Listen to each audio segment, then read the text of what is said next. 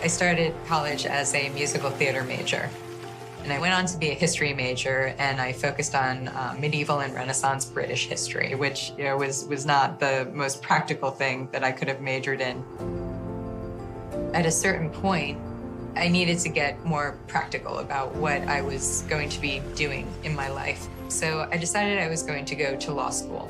24-year-old Jessica Ravel grew up in New Jersey and is in her second year of law school at Rutgers University when the unthinkable happens nearby. Okay, it sounds like we have some breaking news to tell you about out of New York. There's a fire burning in the World Trade Center right now. We're just hearing about that right now.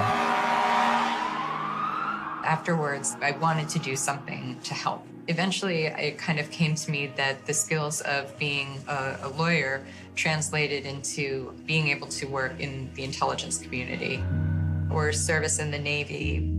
It was a place that I really could contribute and do something towards helping after 9/11.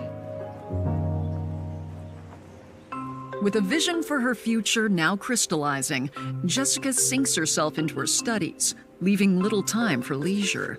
Everything was just going really well, but going into the winter of that year, I realized that the thing that was missing in my life was a guy. What I was looking for was someone like me who was working towards an amazing future. I complained to one of my girlfriends that there just weren't any good men in the world anymore, and she laughed and said, "Oh man, do I have the guy for you." He's in the Navy, he is a doctor, he's really just intelligent and funny, and I think you would get along well with him. So I was all like, yeah, bring that on. Let's see where that could go. It's early December when Jessica heads down to the Hard Rock Cafe in Philadelphia for a blind date with Dr. Jeffrey Marsalis. I got there first, and when he walked in, I was honestly kind of underwhelmed. He walked in a black t-shirt and black jeans, and he was really pale. And he had this kind of weird flat top haircut. Not too flattering. I mean, not unattractive, but not attractive either. It definitely wasn't love at first sight. Jeff told me that he grew up on the West Coast. His mother ran a school. His father was a pilot. He talked a lot about how he was a flight surgeon in the Navy and his work as an emergency room doctor. There was something I found attractive about him. He was funny, but he was also arrogant. Looking back with hindsight, I think that I made excuses for that. So after the date, Jeff walked me to the train station, and there was no goodnight kiss, which was fine with me at the time. You know, I wasn't sure even that I liked him. And Jessica isn't sure whether Jeffrey likes her either, until she gets a call from him the following week asking for a second date. I said, yeah, why not? I didn't have a bad time with him, so why not go out with him again? When we went out for the second time, we actually decided that we were going to get Chinese food and watch a movie at my house. So he came to my door, and before he even walked through, he said, "Hey, Chunky Butt, how are you doing?" And I just kind of looked at him, and I was like, what woman wants to be called Chunky Butt? So I actually said to him, "Hey, could you please not call me that, because it's just not cool." I was a beauty queen. Like, I spent time in a swimsuit being judged on my appearance. Being called Chunky Butt, like, at that time, it was just so not true. It's an awkward beginning to their evening, but the tension eases up. We set up the movie and started eating, opened a bottle of wine, and, just talked. We were having a pretty good time, and we got through most of the bottle of wine, and suddenly, I have no idea what happened. I do remember being in my kitchen and him kissing me. And that was the last thing that I remembered until the next morning.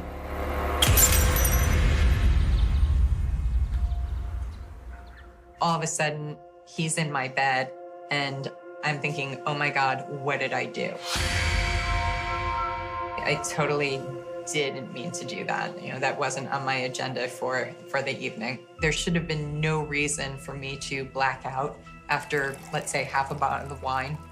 Even if I had drunk the entire bottle of wine, blacking out just isn't something that happens to me. So kind of waking up not remembering anything was strange. That blackout period, that time she can't account for, to wake up and not know why or how somebody is still there, that unknown is very scary. Jessica doubts herself to the point where she wonders if Jeffrey will have a bad opinion of her for sleeping with him so quickly. But when he woke up, he told me what a great time he had last night. So I just said to myself, you know what, like, I might as well at this point go out with him again, since we've already gone there. And that morning we went for breakfast. And at some point it turned into a relationship that at first was really nice. He was charming. He was attentive. We talked a lot about having a future together and what that may look like. I remember we went to dinner one night in an Italian restaurant. And this restaurant had kind of an alcove where there was a table for two. No one had ever done something like that for me before. It was very romantic. So at some point, the relationship, it just worked. We were happy. I was happy with him. I was happy with where things were going. He was a good guy. And I was looking forward, into what a future might look like with him. The relationship becomes serious, but the demands of Jeffrey's job means their time together is often disrupted. He would frequently call me and say, all right, sorry, I gotta go off and save lives. And then he would come home and tell me that, he had saved a baby or a pregnant woman or, something that would really just pull at the heartstrings. That made me feel good that I was dating this guy who really helped people. It's been barely 2 months since they met, and Jeff goes radio silent for periods of time. Jessica becomes suspicious until one night when he tells her he has an important confession to make. He said that he was a non-official cover agent for the CIA. He said that he had gotten special permission to tell me because I was someone who was special in his life, who he felt like he was going to have a future with, and that I needed to know and understand who he was and all of him. It's not that he wasn't an ER doctor and he wasn't a flight surgeon. He was, but they were both a cover for what he did for the CIA. It's a little over a year since 9/11, and fighting terror is on everyone's mind. That was a major milestone in our relationship. It was clear that he felt like I was someone he wanted to be a part of his life. In fairness, that was flattering to me that he would get special permission to share something so important, with me. There were periods of time when he would go away, that I wouldn't know where he was or where he was going. And during that time, he always said that it was because he was off fighting terrorists. It will be years before Jessica discovers the unfathomable truth about what Jeff is really doing while undercover. Marsalis was audacious. He was bold. He felt that he was never going to get caught. It was just a very Jekyll and Hyde existence. I took a sip of the drink that was mine, and I don't remember anything until I woke up the next morning. I was in his bed. I had no clothes on. He was next to me. I was very confused.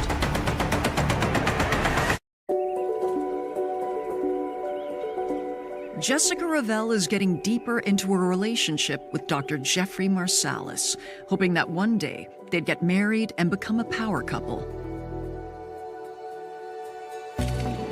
He was helping people, and that was really attractive to me. We talked a lot about a future together and what that would look like with me as a lawyer, him as the doctor.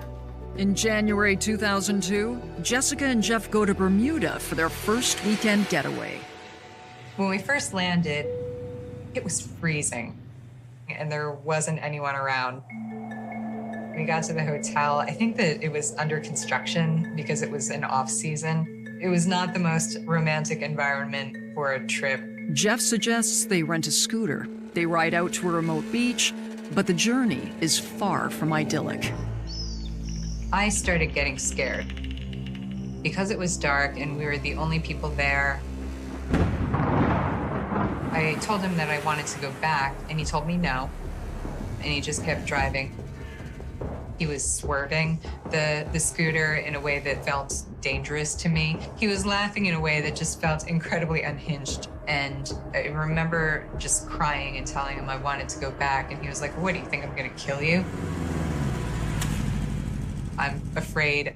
I want to go back. You're not wanting to take me back, and that's just scary." This could be a test on Jeffrey's behalf of scaring her, but then showing her that nothing's going to happen and he is her protector. Finally, Jeff climbs on the scooter and they ride back to the hotel. By the time we got back to the hotel, I was just a total mess. I didn't want to talk to him. I didn't want to be there. And it was one of those situations in which he started telling me, "You're going to have to learn to have my sort of sense of humor." Jeff's strange mood continues, and he seems intent on baiting Jessica. He proceeded to tell me about a time that he and his friend, who was also in the CIA, saw two guys coming out of the club, and they thought, let's pick a fight. So they picked a fight with the guys. And this is when Jeff drops a bombshell. He ended up killing one of them, and his friend put the other one in the hospital. He told me that when the police came, he basically showed them his CIA card, and he got right out of it. That should have been a moment that was just a huge red flag. And I know it sounds probably ridiculous, but he had a way of normalizing things that were just ridiculous and horrible. This is an example of something that I've done with one of my friends. And if you can't appreciate that, then we're not going to be able to have a future together. He had this training, and sometimes instinct just took him somewhere that, normal people don't go. I think that I rationalized that it was part of what he did as part of the CIA. On another trip, Jeff's vanity is on full display. We went on this Disney cruise, and then we spent a couple of days in Florida. Jeff was obsessed with taking pictures of him in different settings and different poses and different states of dress. He got really dramatic with the way that he posed. He would, kind of put his head back and smile. And I just found it really strange that he was so obsessed with having these pictures of himself. The one thing that he did express interest in was becoming an astronaut. We then go to Cape Canaveral, where he decides that he needs a picture of himself in an astronaut costume. I remember asking him, well, why do you need to do that if you're going to go to astronaut training? He was like, well, it's just a fun thing to do. After we were done with the photo session, he was very excited about the picture. He actually gave it to me as a gift.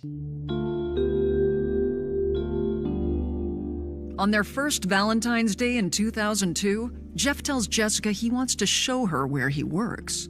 Jeff said he had something really special planned for us. And we went from his apartment to the hospital. He seemed to have access to everywhere. He then proceeded to take me to the cadaver lab. He opened drawers with dead people, showed me different organs. And suddenly he ripped off the guy's arm and then chased me around the cadaver lab with it while he laughed maniacally. I was terrified, and he told me it wasn't a big deal. He asked me why I thought it was such a big deal. When they return to his apartment, Jessica is furious. I remember grabbing my bag and just telling him I was leaving, and he blocked the door. He wouldn't allow me to leave.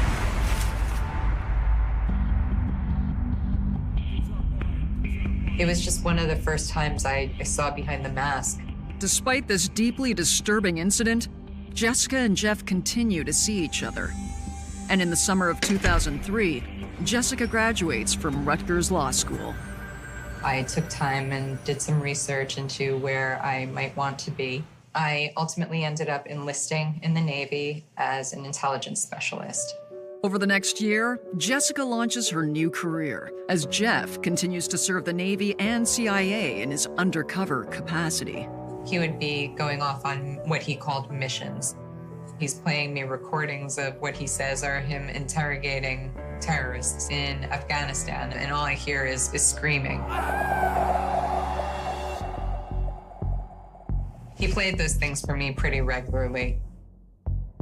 I was 24, 25, and at that age, I didn't have a lot of experience with the world. It seemed like, oh my gosh, I knew what the CIA was from movies and TV, and what he was telling me made sense. Jessica thinks the pressure of Jeff's work or some unknown stressor is making him increasingly controlling. He started isolating me from my friends, getting me to a point where I needed to rely on him for comfort, for friendship, because I just didn't have anyone else. Either I stopped talking to them or my life was just getting too crazy with him and they stopped talking to me. I came to think that this was just my life and something that I needed to deal with, because if I didn't, people were going to get hurt. He talked about killing people, so there was definitely a part of me that was quite sure he was capable of doing that to me or people I loved. Jessica becomes scared in her relationship. I just started looking for coping mechanisms. I would literally go to the gym and do an aerobics class and then run 10 miles a night. So I had an excuse to not be near him. I trained for a marathon so that I wouldn't be able to see him on weekends because I was just afraid. After more than 2 years of dating, Jeff pops the question in April 2004. You would think like getting engaged is supposed to be this like happy, exciting thing. But by the time that, he brought it up, I was already in that state of terror and fear that I didn't ever think I was going to get away from him. So I said, okay. And that was it. But unbeknownst to Jessica, Jeff is leading a sinister double life. I totally lost my 20s to this horrible, horrible person. And they're not something that I can ever get back.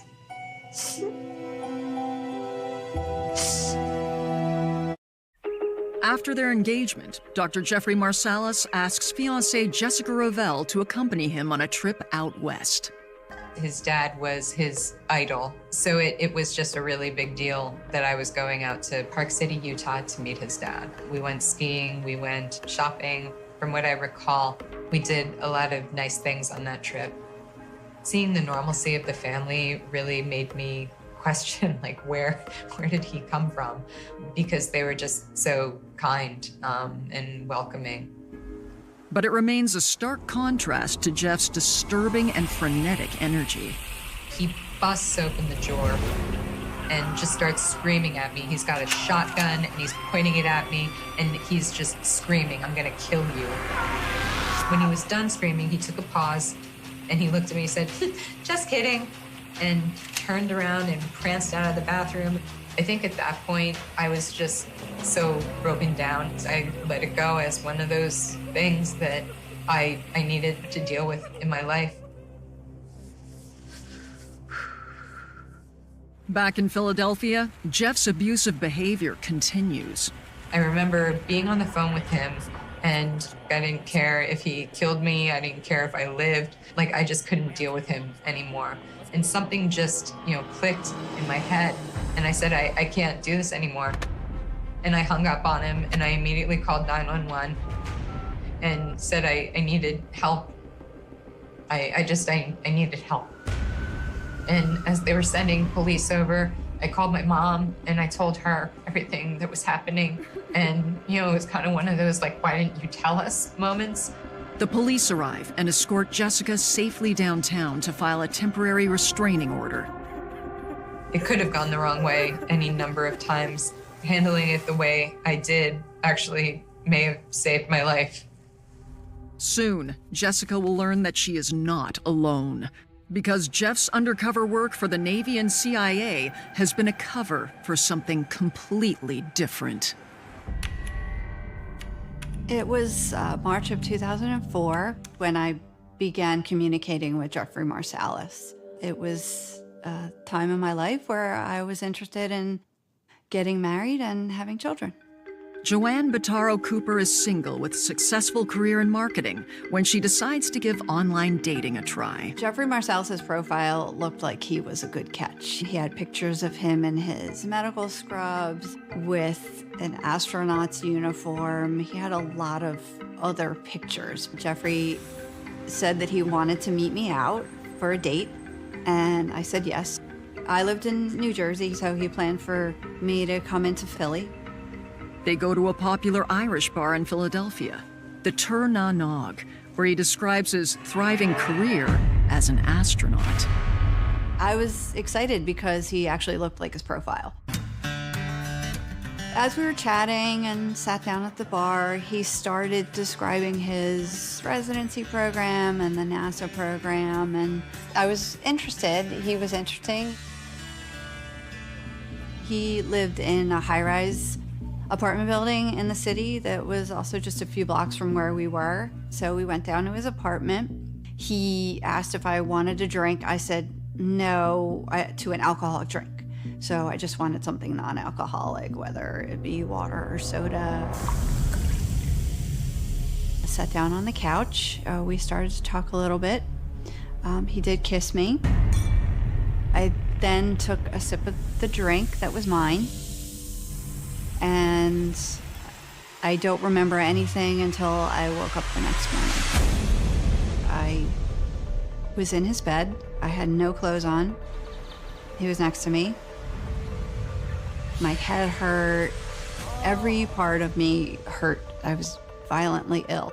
I knew I had sex with him. There was no question. But I didn't know why, because I had no intentions of staying over in his apartment, of having sex with him. I blacked out for probably about 8 hours. There's nothing in between my taking the sip of the drink and then waking up the next morning. I chalked it up to maybe not having enough to eat on Friday. When Marsalis wakes up, his reaction seems to indicate nothing is amiss.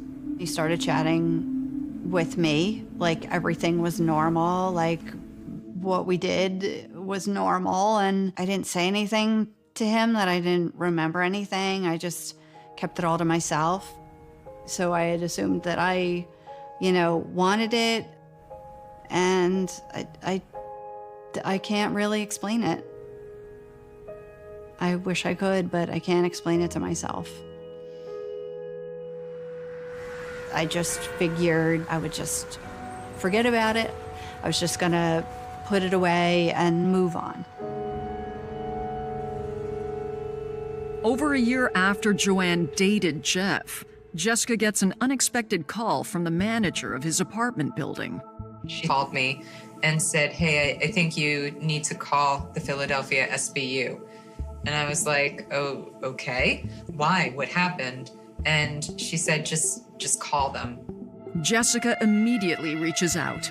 I remember them asking me questions, and some of them were about him dating other people, and I had no idea. The special agents tell Jessica that Jeff is accused of raping at least 2 women while she has been engaged to him. At first, I don't know if I was in denial. I understood what my experience was, but as they were asking me questions about what sounded like the experiences of other women, it just, gosh, I don't even know how to explain it. There came a point when I was talking with the detectives that kind of a light bulb went off, and it all kind of came together. The last couple years of my life were basically one big date rape. I came to understand that it wasn't just me, and that was just so scary. I have to almost laugh at that. Let's get over the profile. And eventually we're gonna see me as the person who I am inside. The caring, the loving, the nurturing, the easygoing, the great guy. In March 2005, Philadelphia's Special Victims Unit launches an investigation into Jeffrey Marsalis.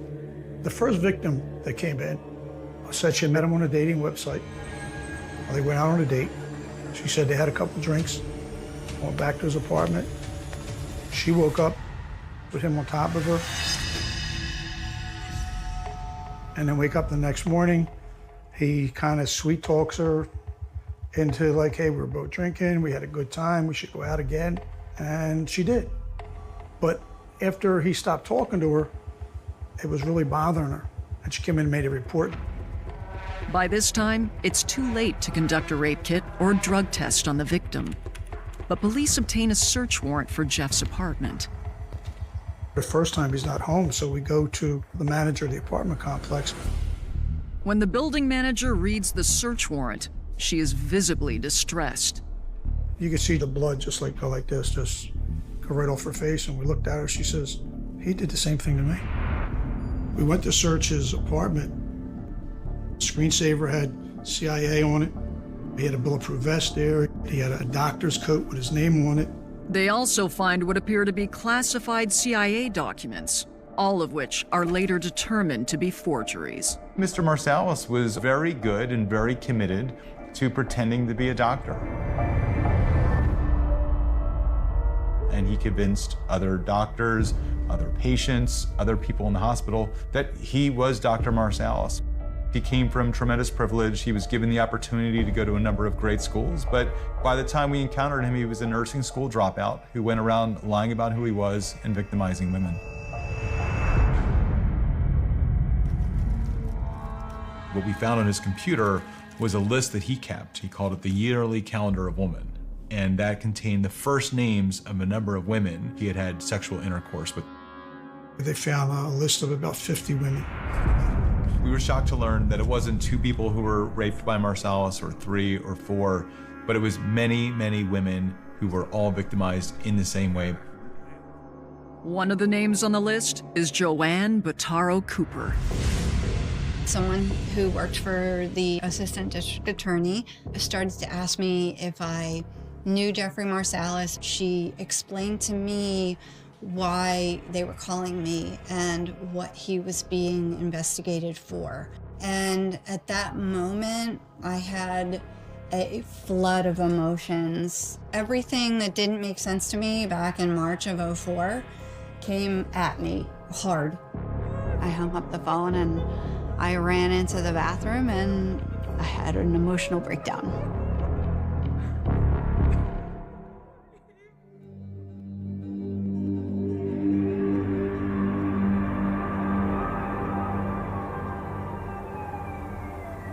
Jeffrey Marsalis is arrested in April 2005, but makes bail and flees to his mother's condo in Utah. Jessica, Joanne, and a group of other victims work with police to prepare for trial. We came up with a plan between the Philadelphia police detectives and FBI agents. Some of the victims were local, some were in the surrounding counties, some were in other states.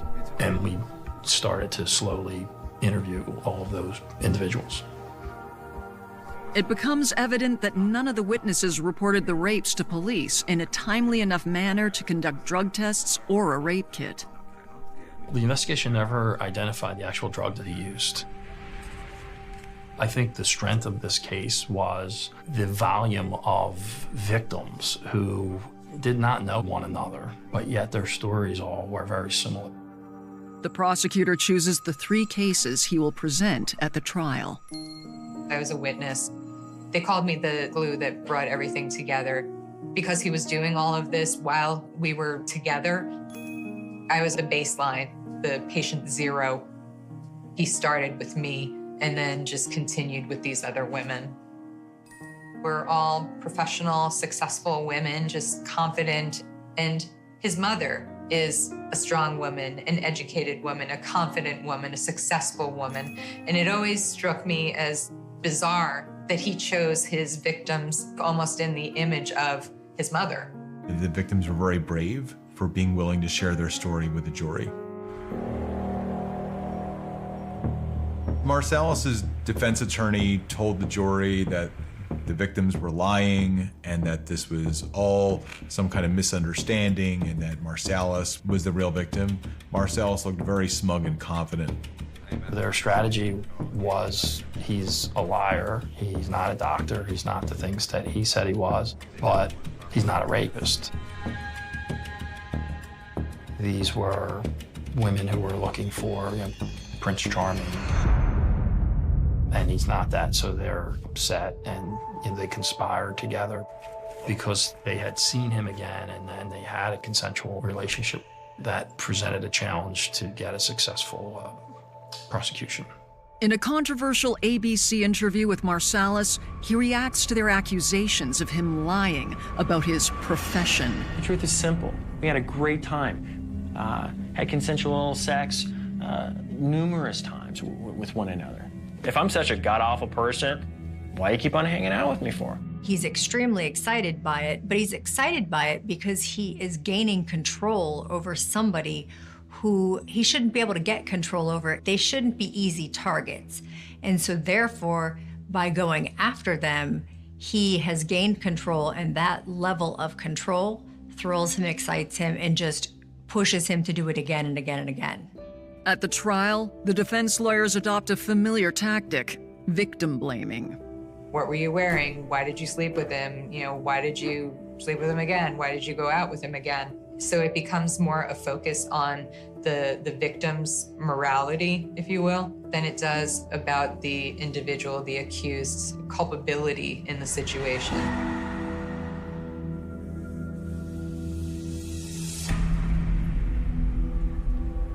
In Pennsylvania at the time, there was no mechanism for there to be psychological testimony as to why rape victims act the way they do in the wake of a sexual assault.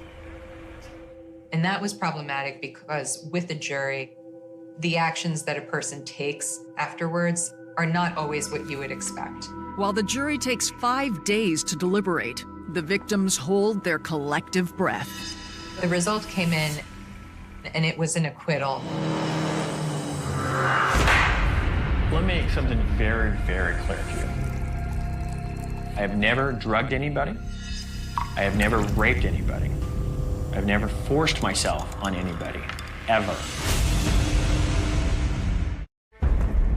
It was difficult to hear the verdict of not guilty with respect to those 3 women. What Marsalis didn't expect, what caused the smug look on his face to disappear, was when he was arrested in the courtroom for what was going to be a second trial with 7 different women presenting their story to a jury. After his acquittal and rearrest, victims continue to come forward, and Jeff becomes the focus of a new investigation. But hidden from the proceedings, just 2 weeks prior to the Philadelphia trial, Jeff is living in Sun Valley, Idaho. His family had some affiliation with this resort, and he got a job there as a security guard. It's there in October 2005 that Marsalis and a female coworker share a few drinks after work. When she's suddenly unable to walk, he puts her in a taxi and takes her back to his place to repeat a familiar scenario. But this time, Jeff's tried and true technique backfires. She was a lesbian, and she knew that she was not going to be sleeping with a man. So she knew that she woke up and it wasn't right. She was not confused about what happened to her. And so because she went to the police right away, the detectives were able to get a rape kit, to get physical evidence proving what had happened.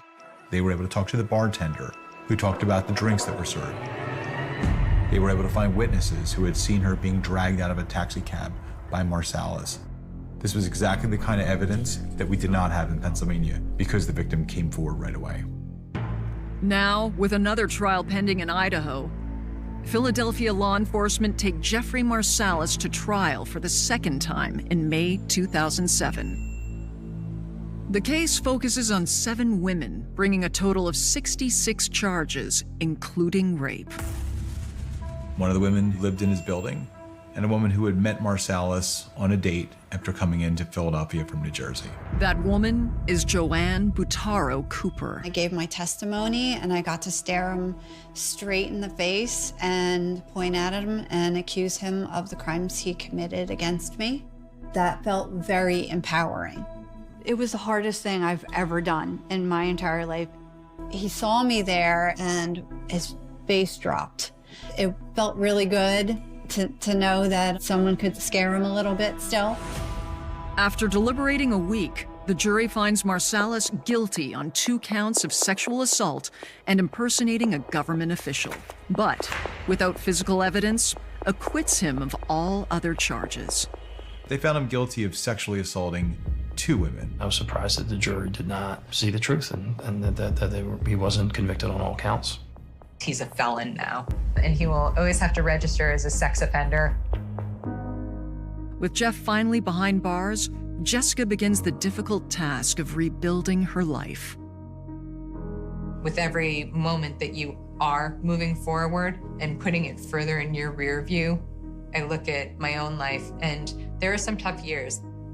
It's not something that you ever forget. Certainly, it's always there. It's possible to get to a point that it's not the sole influence in your life. Despite not being found guilty of rape, Marsalis is given a new moniker in the press, the Match.com rapist. It's not until April 2009 that the Idaho case goes to trial. The jury heard that Marsalis denied having had any kind of intercourse with the victim, and yet a rape kit that was performed showed that he was a liar. I felt like she was the strongest. She did what all of us hadn't done. As Jeff enters the court for sentencing, he notices Jessica sitting in the gallery. He thought he was being smug and he was getting to me. But at the end of the day, my being able to look back at him and, really just signal to him what a dirtbag he is was satisfying and an opportunity to just take my power back, and I did. After hearing all the evidence, the jury found Marsalis guilty of rape. When it comes to sentencing, the judge is able to take the dozens of cases from Pennsylvania into account. The outcome of the third trial was the most satisfying of all of them. I will sentence you to a term of life imprisonment in the Idaho State Penitentiary. Jeffrey Marsalis is declared a sexually violent predator.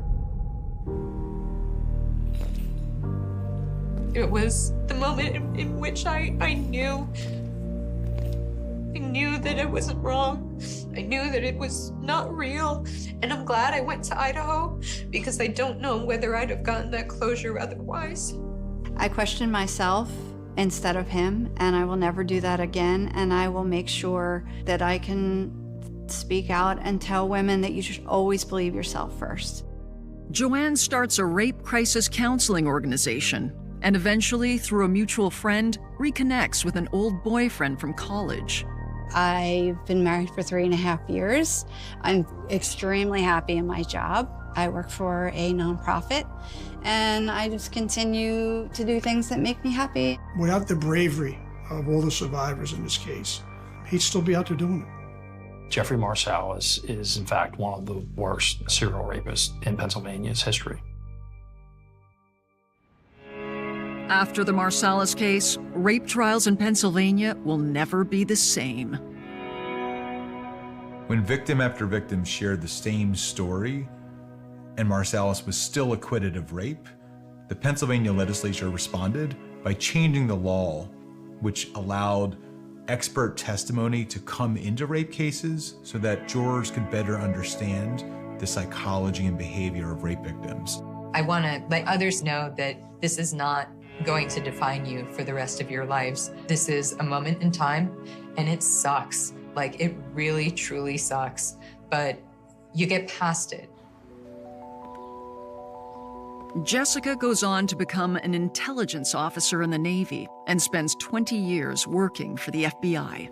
I'm an investigator at Microsoft now. There are so many good things that have gone on in my life. I'm married. I have 2 amazing, silly dogs, and I've got relationships that are strong with my family, my friends. I talk with universities, with businesses, with government agencies. I want people to know you're not alone. You're not alone. And no matter what you think has been taken away from you, you have the power to grab it back. The heat in Florida doesn't just sit on you, it possesses you. It was August 14th, 2003, a Thursday that felt like a fever dream. The kind of day where the air is so thick with humidity you have to chew it before you breathe. In the quiet, sprawling suburbs of Clearwater, the sun had finally dipped below the horizon, painting the sky in bruises of purple and charcoal, but the temperature hadn't dropped, not by a single degree. The cicadas were screaming, a deafening, electric buzz that covered the neighborhood like a blanket. It was the sound of summer in the Sunshine State, a relentless drone that usually lulls people to sleep. But on this specific night, on a dead-end street lined with swaying palms and manicured lawns, that sound was about to be shattered by something far more primal, something that would rip the soul out of this community and leave a wound that wouldn't close for 2 decades. Meet 23-year-old Chloe Bennett, bright, ambitious, a junior graphic designer with a smile that could disarm a room. She had just left her office in downtown Tampa, her silver Honda Civic merging onto the chaotic rush of the I-275. It was 6:45 p.m. We know this because she called her mother Linda. It was a routine check-in, the kind of mundane conversation that becomes sacred only in hindsight. They talked about dinner plans, about the oppressive heat, about a movie they wanted to see that weekend. Chloe sounded tired but happy. She said she was stopping for gas and a diet soda at a station just off the exit ramp, 3 miles from her apartment complex. "I'll see you in 20 minutes, Mom," she said. Those were the last words Linda Bennett would ever hear her daughter speak. 20 minutes came and went, then 30, then an hour. Inside the Bennett home, the silence began to curdle into anxiety. Linda called Chloe's cell phone, straight to voicemail. She called again and again. By 9 p.m., the anxiety had morphed into a cold, hard knot of panic in the pit of her stomach. This wasn't like Chloe. Chloe was clockwork. Chloe was responsible. She didn't disappear. She didn't ghost. Linda got in her car and drove the route, the same route her daughter had driven 1,000 times. She drove slowly, eyes scanning the dark shoulders of the road, looking for the glint of silver paint, looking for a flat tire, looking for anything. She reached the gas station. The attendant remembered nothing. The security cameras were grainy, low-resolution artifacts of 2003 technology, recording over themselves every 24 hours. There was nothing, just the hum of the highway and the empty, mocking darkness. At 11:30 p.m., the call came into the Pinellas County Sheriff's Office. A missing person report. Usually, police tell families to wait. They say adults have the right to disappear, that she probably just went to a bar, had a fight with a boyfriend, needed some space. But the officer on the line heard the terror in Linda's voice.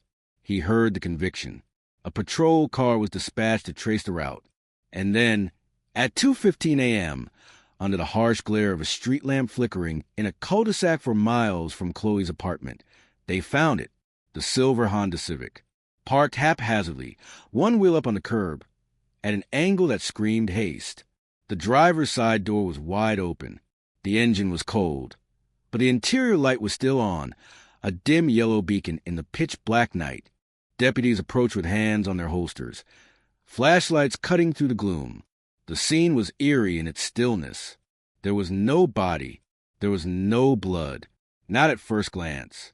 On the passenger seat, Chloe's purse sat untouched. Her wallet, her ID, $40 in cash.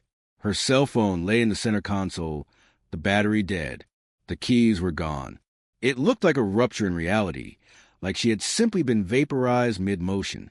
But then, the lead deputy, a veteran named Miller with 20 years of Florida grime under his fingernails, showing his beam on the asphalt outside the open door. There, scuff marks. The rubber sole of a sneaker dragged violently against the pavement. And a few feet away, in the manicured grass of the roadside swale, a single, broken acrylic fingernail painted a soft pink. The scene was taped off. The crime scene unit rolled in, their white vans looking like ghosts against the dark foliage. Flashbulbs popped, freezing the horror in strobes of white light. They dusted for prints. They vacuumed fibers. They scoured the grass on their hands and knees. The atmosphere was heavy, suffocating. Every cop there knew what this looked like. This wasn't a robbery. The cash was still there. This wasn't a carjacking. The car was left behind. This was an abduction, a predation. Someone had been waiting, or someone had been following. The predator had struck with terrifying efficiency, snatching a vibrant young woman from the safety of her vehicle and vanishing into the night. The next morning, the sun rose over Florida as if nothing had happened, blazing and indifferent. But the news broke, and it broke hard. Where's CHLOE, the headline screamed. Her face was everywhere, on telephone poles, inside shop windows, on the nightly news tickers. The community mobilized in a way that only happens when the monster is at the door. Hundreds of volunteers, sweaty and desperate, combed the swamps, the pine scrubs, the drainage ditches. They walked shoulder to shoulder, poking at piles of decaying leaves with sticks, terrified of what they might find. The search dogs bayed, confused by the myriad scents of the swamp, the humidity holding on to odors and twisting them. Detectives worked around the clock, surviving on stale coffee and adrenaline. They interviewed the gas station attendant again. They pulled phone records. They canvassed a neighborhood near where the car was found. Residents reported hearing nothing. The air conditioning units hummed loudly in August, drowning out screams. But one woman, an insomniac living 3 houses down, told police she saw a dark sedan, maybe American-made, speeding out a cul-de-sac around 8 p.m. with its headlights off. She couldn't see the plate. She couldn't see the driver. Just a shadow moving too fast in a world that should have been still. Days turned into weeks. The volunteers dwindled. The posters began to fade in the sun, the corners curling up. The hope that Chloe would be found alive began to evaporate, replaced by a grim resolve to find her body, to bring her home. And then, 3 weeks later, a fisherman in a remote area of the Hillsborough River, miles away from the car, snagged his line on something heavy. He thought it was a log. He pulled and pulled, fighting the current, when the object broke the surface, entangled in river weeds and debris. His scream echoed across the water. It was a suitcase, a large black, nondescript suitcase, and it was heavy. The recovery was a somber, mechanical operation. Divers, boats. The coroners ran backing down the muddy boat ramp. The suitcase was sealed with duct tape. When they opened in the sterile, fluorescent silence of the morgue, the worst fears were confirmed. It was Chloe. The autopsy revealed a brutality that made even hardened detectives look away. She had been bound. She had fought. Oh, how she had fought. There were defensive wounds on her hands, bruising that told a story of a desperate, final struggle for life. The cause of death was strangulation, but the water is a destroyer of evidence. The river had washed away fingerprints, compromised fibers, degraded DNA. It was a forensic nightmare. The killer had known what he was doing. He had chosen a disposal site that was a graveyard for clues. But the crime lab technicians, the unsung heroes in white coats, didn't give up. They scrutinized every inch of that suitcase. They swabbed the zipper. They analyzed the duct tape. They looked for anything foreign, anything that didn't belong to Chloe or the river. And they found something tiny, a microscopic trace, caught in the adhesive of the duct tape.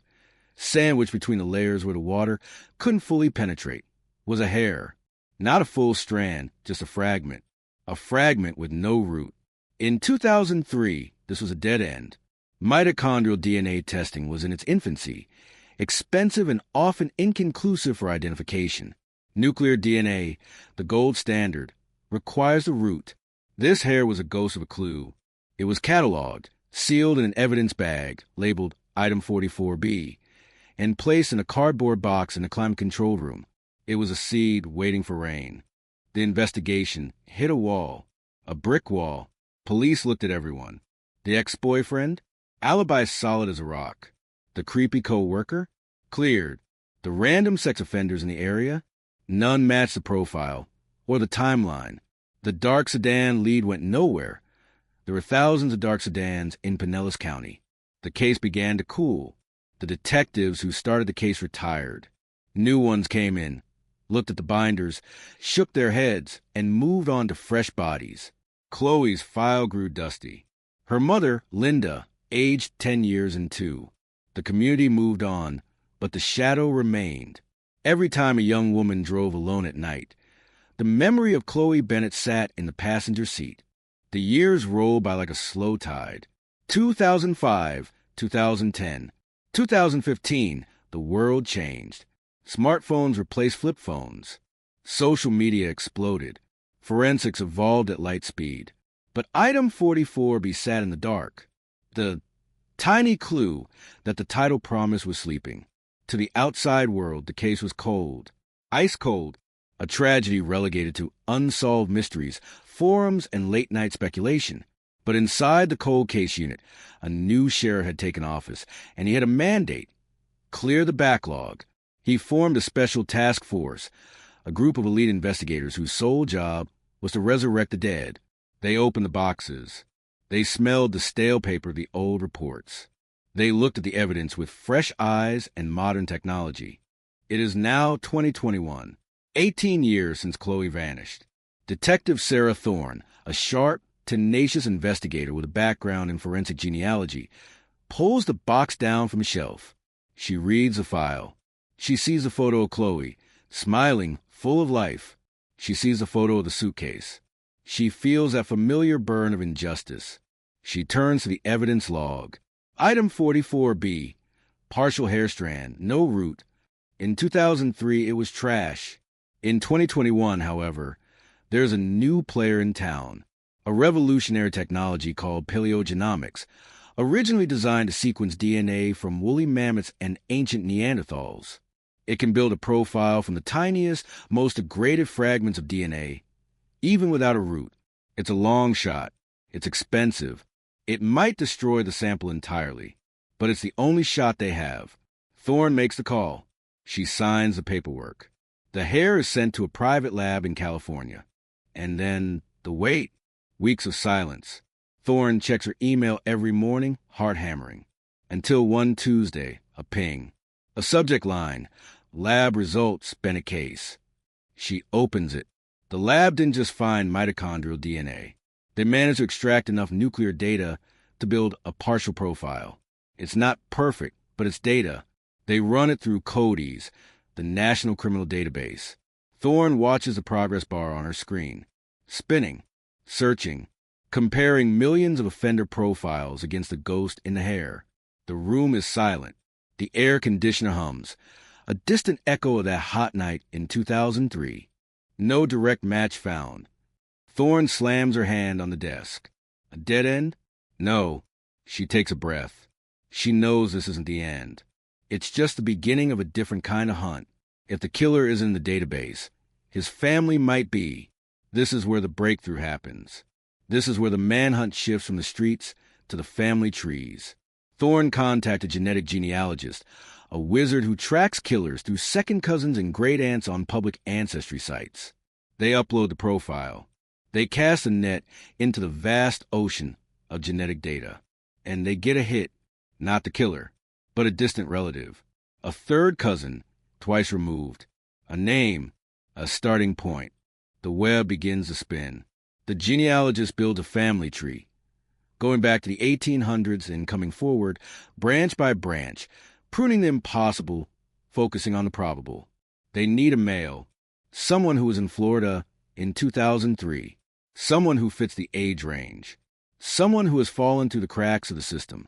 The list narrows. From hundreds of possibilities to 50, to 20, to 5. And then there is one name that stands out. A man who lived 3 miles from where Chloe's car was found. A man who worked a delivery route that passed the gas station. A man who has never been arrested for a felony, never given a DNA sample, never been on the radar.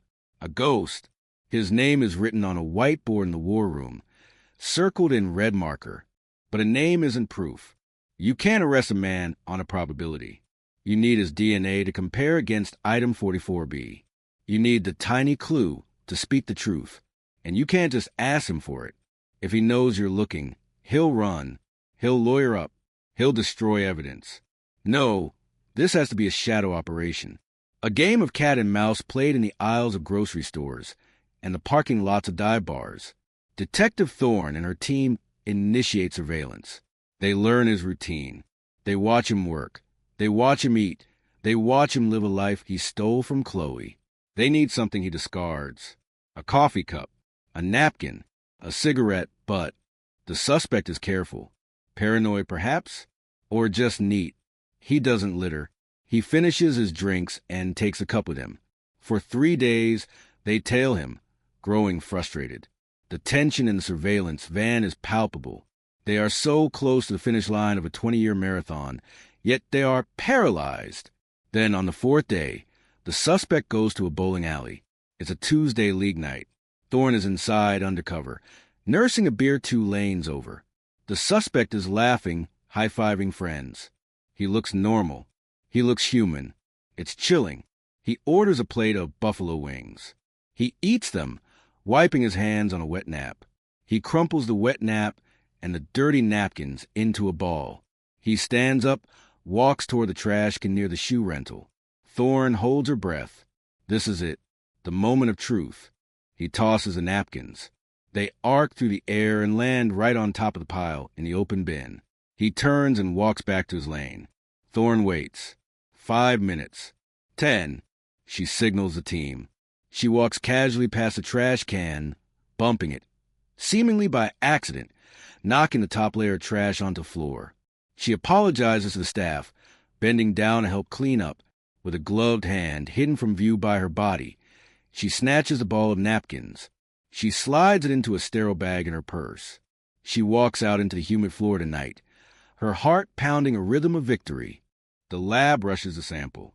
24 hours. That's all it takes. Thorne is sitting in the office, Linda Bennett sitting across from her. Linda is older now, her face etched with the roadmap of grief. They wait for the phone to ring. When it does, the room seems to shrink. Thorne answers. Yes. Are you sure? 100%? Okay. She hangs up. She looks at Linda. There are tears in the detective's eyes. We got him, she whispers. It's a match. The hair in the suitcase. The napkin in the bowling alley. It's him. But the arrest, that is the climax. That is where the story explodes. Because taking down a man who is hidden in plain sight for 20 years isn't simple. He has secrets. He has a house full of unknown horrors.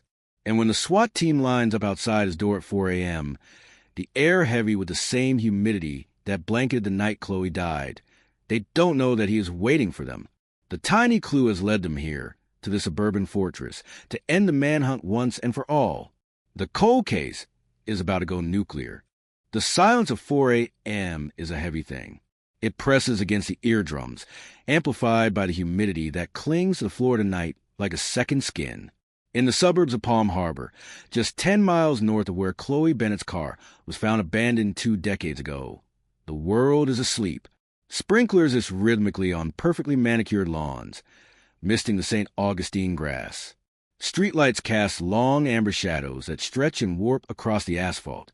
But inside the black tactical van idling with its lights off at the end of the block, there is no sleep. There's only the smell of gun oil, stale adrenaline, and the crackle of encrypted radio chatter. Detective Sarah Thorne sits in the passenger seat of an unmarked cruiser behind the van. Her eyes are fixed on the house at the end of the cul-de-sac. It's a beige stucco ranch, utterly unremarkable, indistinguishable from the thousands of other retirees' homes that the Gulf Coast. A Toyota Camry sits in the driveway. A wind chime hangs motionless on the porch. It is the camouflage of a monster. Inside the house lives a man whose genetic ghost was pulled from a single hair on a submerged suitcase. His name is Arthur Dean, 56 years old, a shift manager at a medical supply warehouse, a man who pays his taxes, mows his lawn on Saturdays, and waves to his neighbors, a man who, according to the science, strangled Chloe Bennett and dumped her in a river like garbage. Team leader to command. We are in position. Green light. I repeat, green light. The voice in Thorne's earpiece is calm, detached. The back doors of the tactical van swing open. 12 officers from the Pinellas County SWAT team pour out, moving with the fluid, practiced synchronization of a hunting pack. They are shadows within shadows, their boots silent on the pavement. Thorne watches them move. Her hand rests on the door handle, her knuckles white. She wants to be the one to kick the door in. She wants to look him in the eye the second his world shatters. But protocol dictates she waits. She is the closer. They are the hammer. The stack forms on the front porch. The lead breacher raises his hand. 3, 2, 1. The silence of the neighborhood is obliterated by the thunderous crack of the battering ram hitting the deadbolt. The door splinters inward. Police. Search warrant. Get on the ground. Police. The shouts are overlapping, a wall of sound designed to disorient and paralyze. Flashbangs detonate in the foyer. Boom, boom, strobing the interior with blinding white light and concussive force. Thorne flinches, even from 50 yards away. The neighborhood dogs begin to bark, a chorus of confusion waking up the block. Lights flick on in adjacent houses. Curtains twitch. The facade of suburbia is peeling away. Inside, the chaos is controlled. The team sweeps room to room. Clear left, clear right, kitchen clear. But they don't find Arthur Dean in his bed. They don't find him scrambling for a weapon or trying to flush evidence. As the team pushes into the living room, their weapon lights cutting through the lingering smoke of the flashbangs, they find him sitting in a recliner. He is wearing a bathrobe. A cup of coffee steams on the side table. The television is off. He isn't running. He isn't fighting. He is simply watching the door, his face a mask of terrifying neutrality. He looks at the men in heavy armor pointing assault rifles at his chest, and he doesn't blink. He slowly raises his hands, not in panic, but with the weary resignation of a man who knew the bill collector would eventually come. Arthur Dean, do not move. Keep your hands where we can see them. A deputy rushes forward, kicking the coffee table aside. Dean is hauled out of the chair, spun around and slammed onto the carpet. The zip ties ratchet shut around his wrists, that distinct zip sound that signals the end of freedom. Arthur Dean, you're under arrest for the murder of Chloe Bennett. The words hang in the air, heavy and absolute. Dean doesn't speak. He doesn't ask who Chloe Bennett is. He doesn't scream about his rights. He just grunts as he is hauled to his feet. Thorne exits her car and walks up the driveway. The air is thick with the acrid scent of the flashbangs. She meets the SWAT team at the door as they bring him out. This is the moment, the confrontation. She steps into his path, blocking the walk to the patrol car. The deputies stop. Thorne looks up at him. Arthur Dean looks like a grandfather. He has thinning gray hair, soft features, glasses are now crooked on his face. He looks harmless, and that is what chills Thorne to the bone, the banality of evil. He meets her gaze, and for a second, the mask slips. There's no fear in his eyes. There's only a cold, reptilian annoyance, like she has interrupted his morning routine. "Mr. Dean," Thorne says, her voice steady, betraying none of the rage burning in her gut. "My name is Detective Thorne. We have a lot to talk about." Dean stares at her, his jaw working slightly. He says nothing. He is shoved into the back of the cruiser, his head ducked to avoid the frame. Thorne watches him through the glass. He leans his head back against the seat and closes his eyes. He is already preparing. He is already building his fortress. The ride to the station is silent. In the interrogation room, the atmosphere shifts from the chaotic violence of the raid to a sterile, suffocating pressure. The room is cold, kept that way intentionally. The walls are soundproof foam, gray and depressing. A single metal table is bolted to the floor. Arthur Dean sits on one side, still in his bathrobe, handcuffed to the chair. Thorne and her partner, a burly detective named Rodriguez, watch him from behind the two-way mirror. Dean hasn't asked for a lawyer yet. That's unusual. Most people scream for an attorney the second the cuffs go on. Dean is just sitting there, humming a tune under his breath. He is waiting to see what they have. He is betting on the fact that 20 years is a long time for evidence to rot. Thorne opens the door and steps in. She carries a thick file folder, a prop, mostly, but a powerful one. She slams it onto the table. The sound echoes. Dean stops humming. He looks at the file, then at her. "Am I supposed to be impressed?" he asks. His voice is raspy and used. It's the first time he's spoken. "You kicked down my door, scared the hell out of my neighbors, dragged me in here in my pajamas. For what? A name I haven't heard on the news in 20 years. Thorne pulls out a chair and sits. She doesn't blink. "You remember the name then?" "Chloe Bennett." Everyone in Florida remembers the name.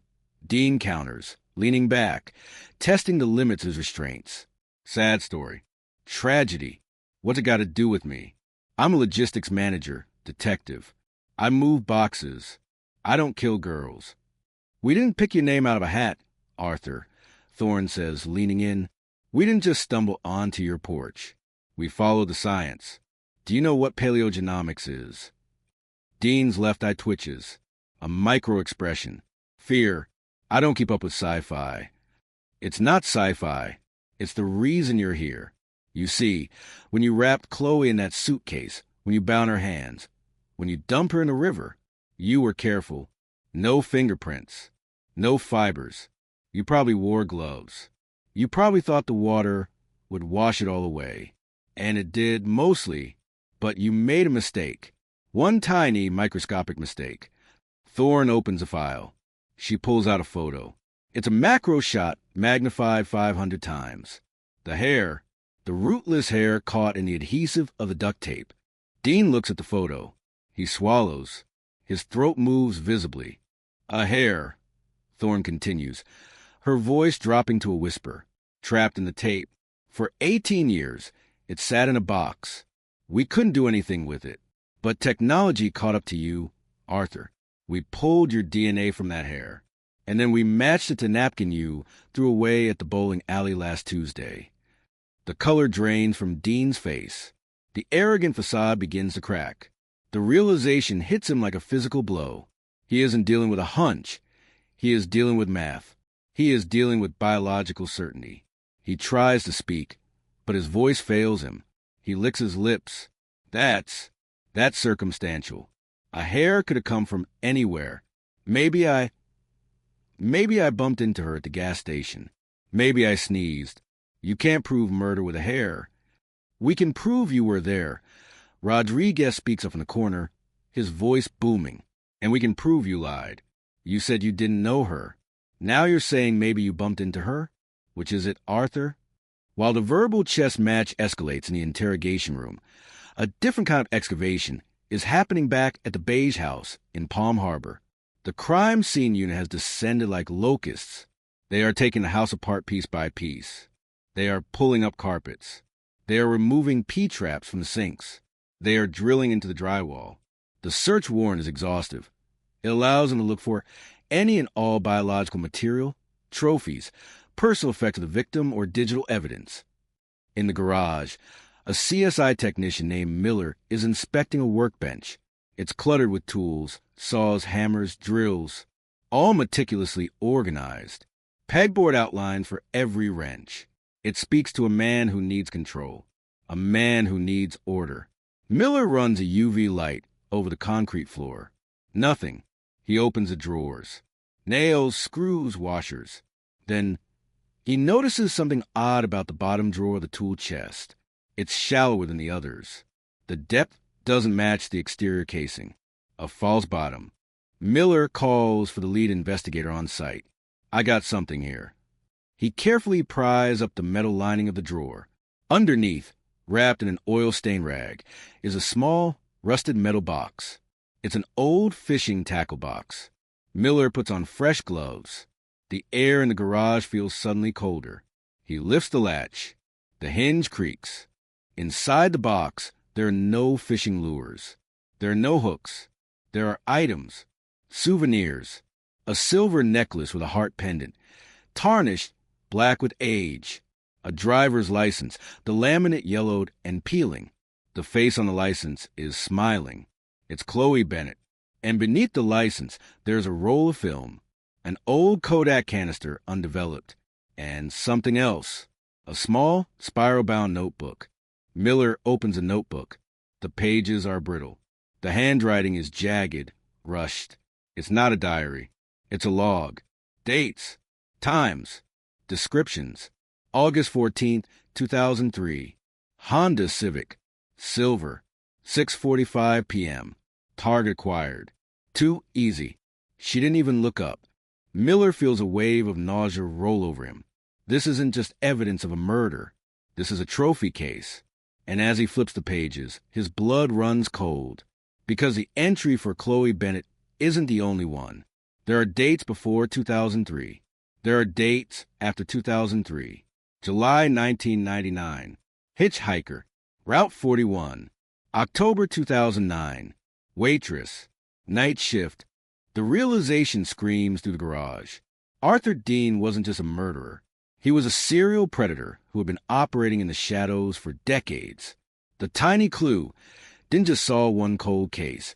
It just cracked open a vault of horrors that no one even knew existed. Miller keys his radio, his voice trembling. Command, you need to tell Thorne.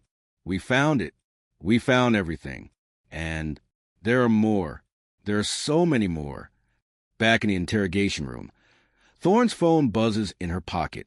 She ignores it. She is locked in, staring Dean down. We're going to search your computer, Arthur. We're going to talk to your ex-wife. We're going to dig up your backyard if we have to. Dean chuckles, a low, dry sound. Dig all you want. You have a hair. A hair isn't a body. A hair isn't a confession. You have a theory. Good luck selling that to a jury in Florida, without a weapon, without a witness. He leans forward, his eyes dead and flat. I want my lawyer now. Thorne stares at him. He thinks he has won the round. He thinks he has stopped the clock. She feels the vibration of her phone again. 3 buzzes. The code for urgent. She breaks eye contact, steps back, and pulls the phone out. She reads the text from Miller at the scene. Her eyes widen. The breath catches in her throat. She looks back at Dean. He is smirking, confident in his legal shield. Thorne puts the phone away. Her demeanor changes. The aggression vanishes, replaced by a cold, terrifying calm. She walks back to the table and leans down, her face inches from his. You want a lawyer, Arthur? You're going to need a team of them, because we just opened the tackle box in your garage. The smirk on Arthur Dean's face vanishes. It is wiped away instantly, replaced by a look of sheer primal terror. His skin turns pasty gray. The arrogance evaporates. For the first time, the monster is naked. We have the license, Thorne whispers. We have the notebook, and we have the film.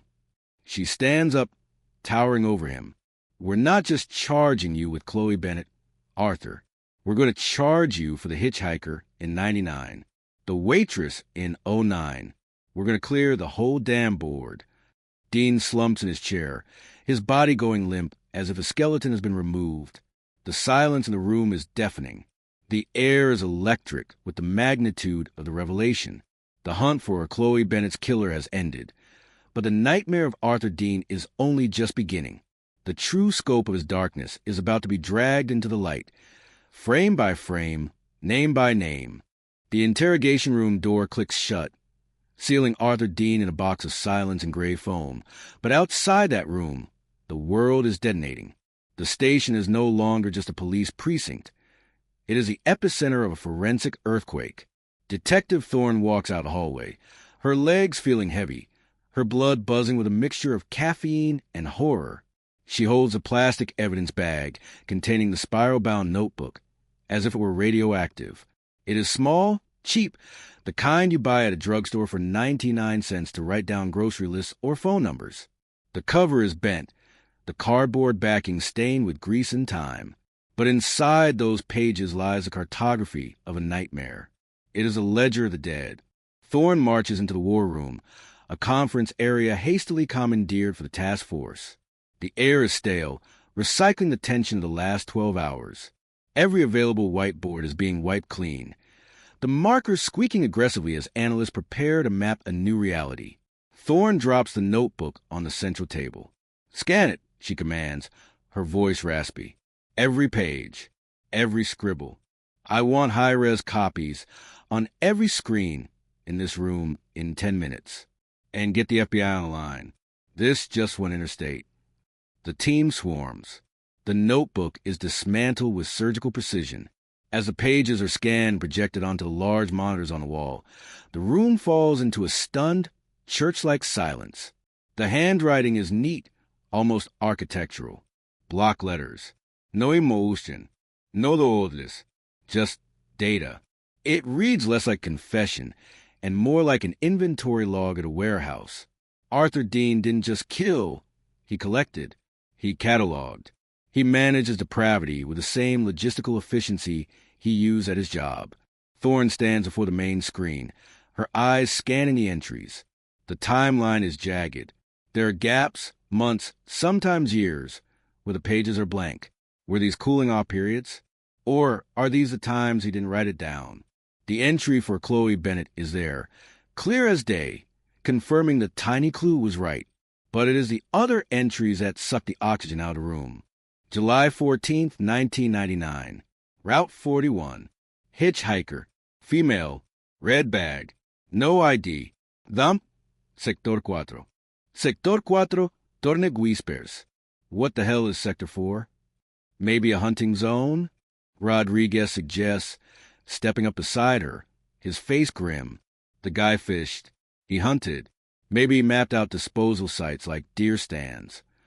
Run the date. Thorne barks to the analysts. July 14th, 1999. Check missing persons. Check unidentified remains. Look for Jane Doe's found in the Everglades, Big Cypress, anywhere along Route 41. The keystrokes sound like gunfire. The database search engine spin. Within moments, a hit pops up. A cold case from the Glades County Sheriff's Office. Jane Doe found July 20th, 1999. An analyst reads out, her voice trembling slightly. Body recovered in a drainage canal off US 41. Advanced decomposition. Cause of death undetermined due to state of remains. No ID ever made. She was wearing a red backpack. The connection snaps into place like a steel trap. The room seems to tilt. For 24 years, that woman was a ghost, a file number in a dusty cabinet in a rural county. Today, she is a line item in Arthur Dean's book.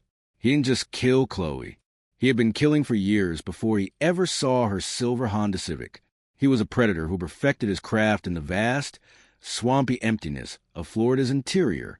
Thorne feels a wave of nausea. He was practicing, she says, more to herself in the room. The hitchhiker was a test run.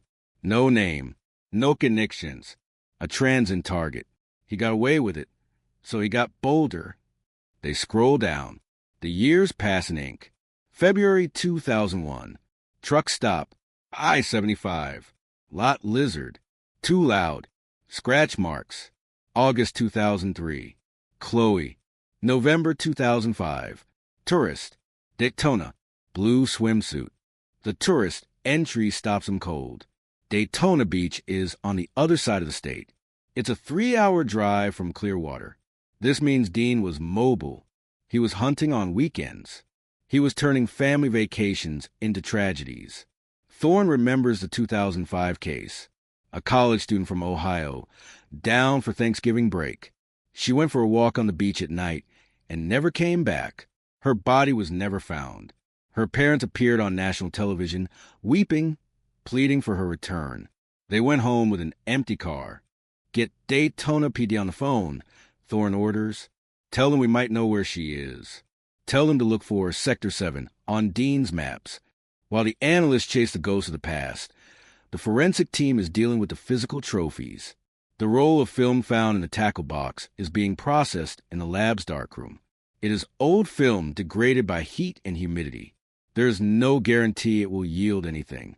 The technician, a young man named Evans, works in a red light, the smell of chemical developer stinging his nose.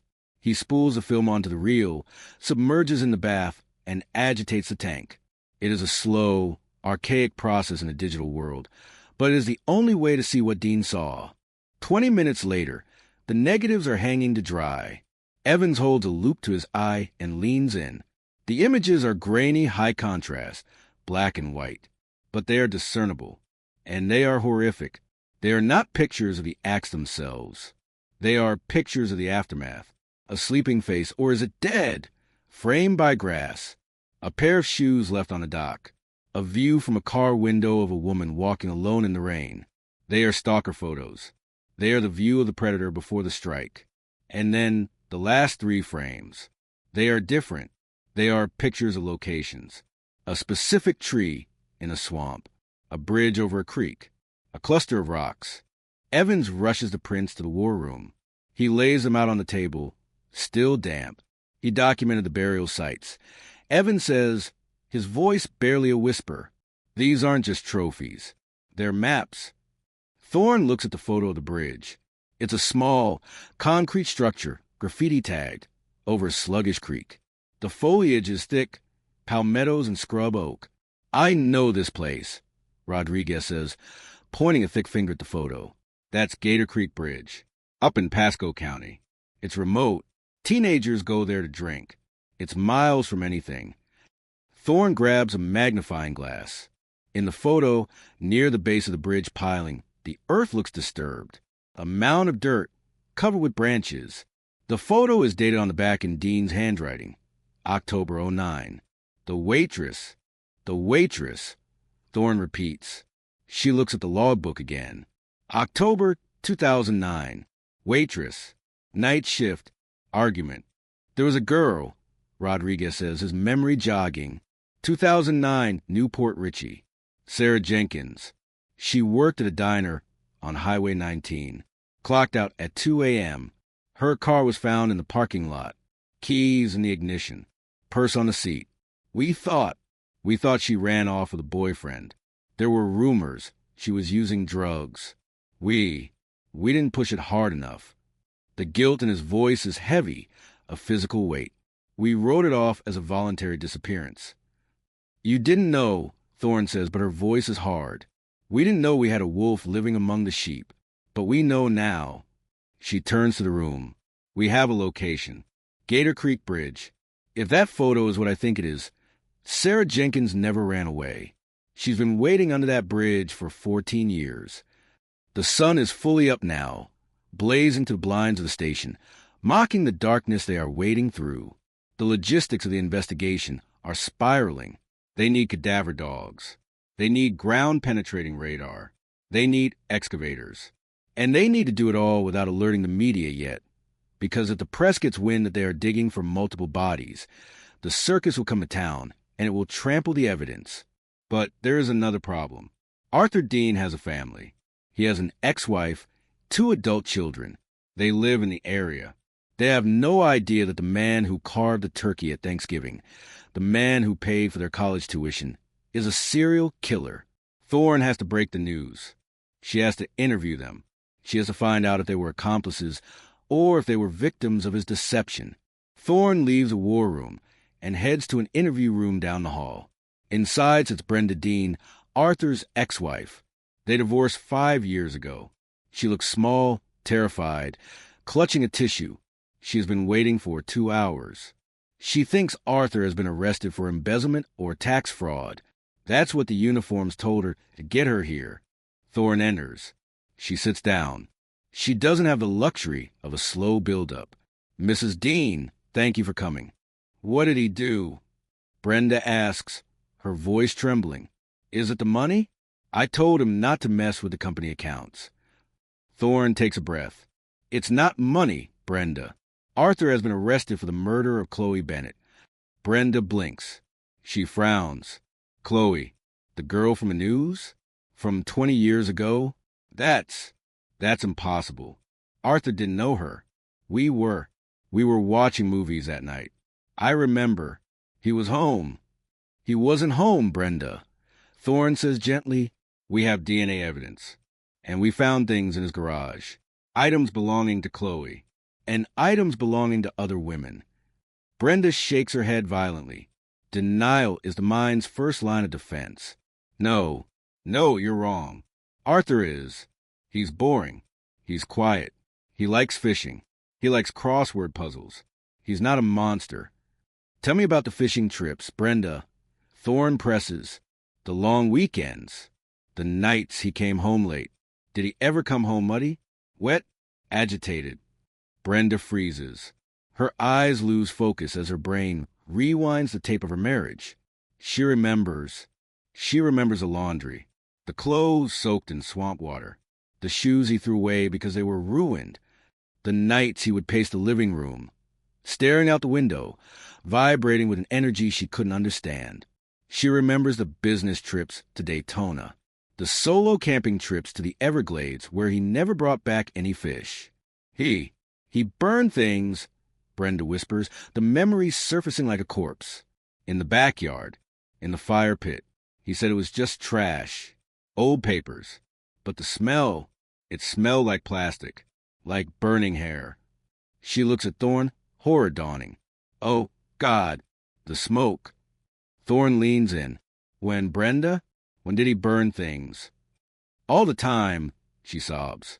But especially after the news reports, when a girl would go missing.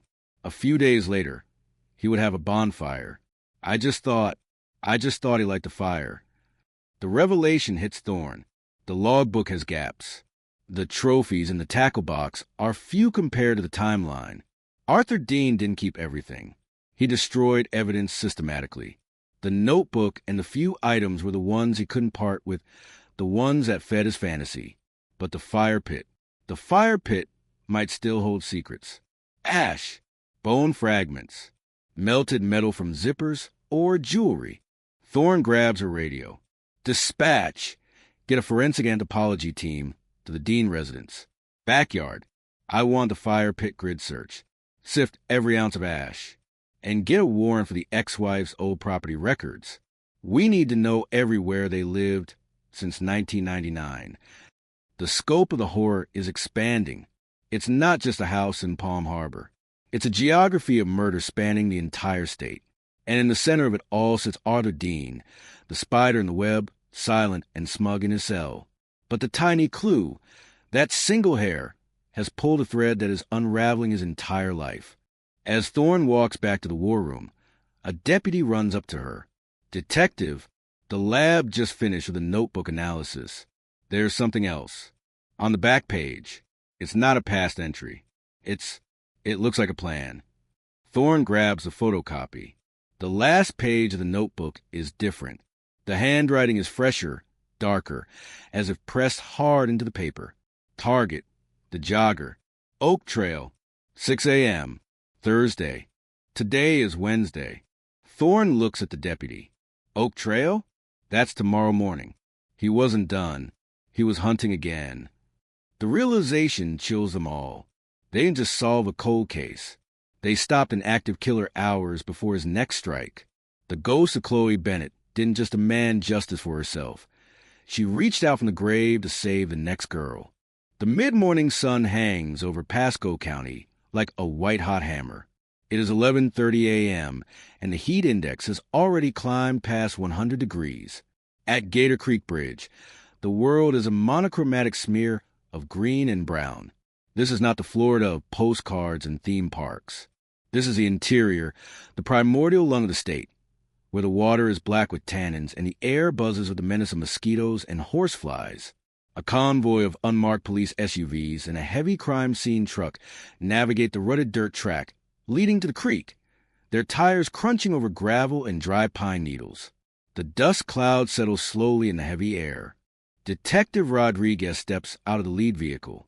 He is a big man, but the swamp makes everyone look small. He holds a laminated copy of the photo found in Arthur Dean's tackle box. He holds it up, aligning the edges of the print with the reality before him.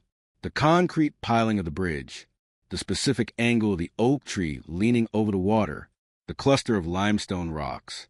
It matches perfectly. The landscape has grown wilder in 14 years, vines choking the trees, the water level shifting with the seasons. But the geometry of the grave remains. This is a spot. This is where the notebook said the waitress Would be.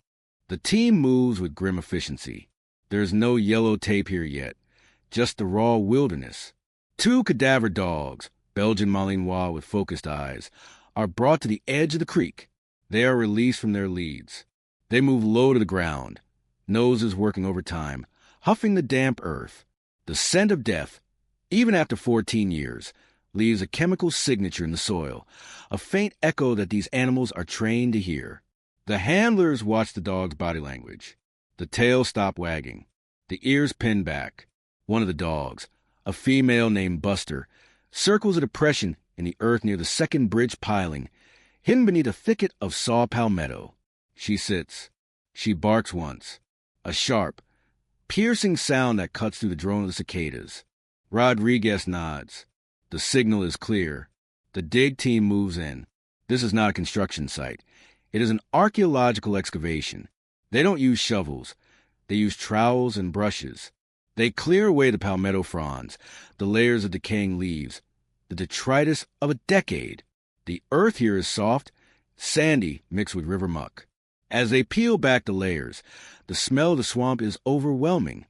Rotting vegetation, stagnant water. But beneath that, there is nothing. Not yet. They go down 6 inches, 12 inches. The heat is punishing. Sweat drips from the noses of the forensic anthropologists, landing in the dirt they are sifting. Then a sound. Clink. The metal trowel hits something hard. Not a rock. It's a hollow sound. The lead anthropologist raises a hand. Hold. The team freezes. She switches to a brush, sweeping away the dark soil with gentle, rhythmic strokes. A shape emerges from the gloom of the earth. It is curved, smooth, white, stained brown by the tannins. It is a human skull. A collective breath is held, then released. The reality of the notebook is no longer ink on paper. It is bone in the ground. They continue to brush, revealing the rest of the remains. The body was wrapped in something. A tarp, maybe, or a heavy plastic sheet. But the material has disintegrated into ribbons. What remains is a skeleton, curled in a fetal position. And there, amidst the ribs, tangled in the roots that have grown to the cage of the chest, is a name tag. It is plastic, yellowed, cracked, but the black engraved letters are still legible. Sarah. It is the final, crushing piece of the puzzle. Sarah Jenkins, the waitress who vanished in 2009. The girl whose parents died of broken hearts, thinking she had run away to escape a drug debt. She didn't run. She was taken. She was strangled. And she was buried here under a bridge, treated like refused by a man who went home to watch TV and sleep in a warm bed. Rodriguez turns away, his jaw clenched, fighting the urge to scream. He keys his radio. Command. We have her. Confirming ID on Sarah Jenkins. The notebook is real. I repeat, the notebook is real. 70 miles south, in the manicured backyard of Arthur Dean's home in Palm Harbor, a different kind of excavation is taking place. The scene is surreal. The suburban neighborhood is quiet, birds chirping, a mail truck delivering bills. But inside the privacy fence of the Dean residence, men in white hazmat suits are on their hands and knees inside a fire pit. The fire pit is a simple ring of stones in the center of the patio. It looks innocent. It looks like a place for roasting marshmallows and drinking beers on cool autumn nights. But Brenda Dean's testimony has turned it into a crematorium.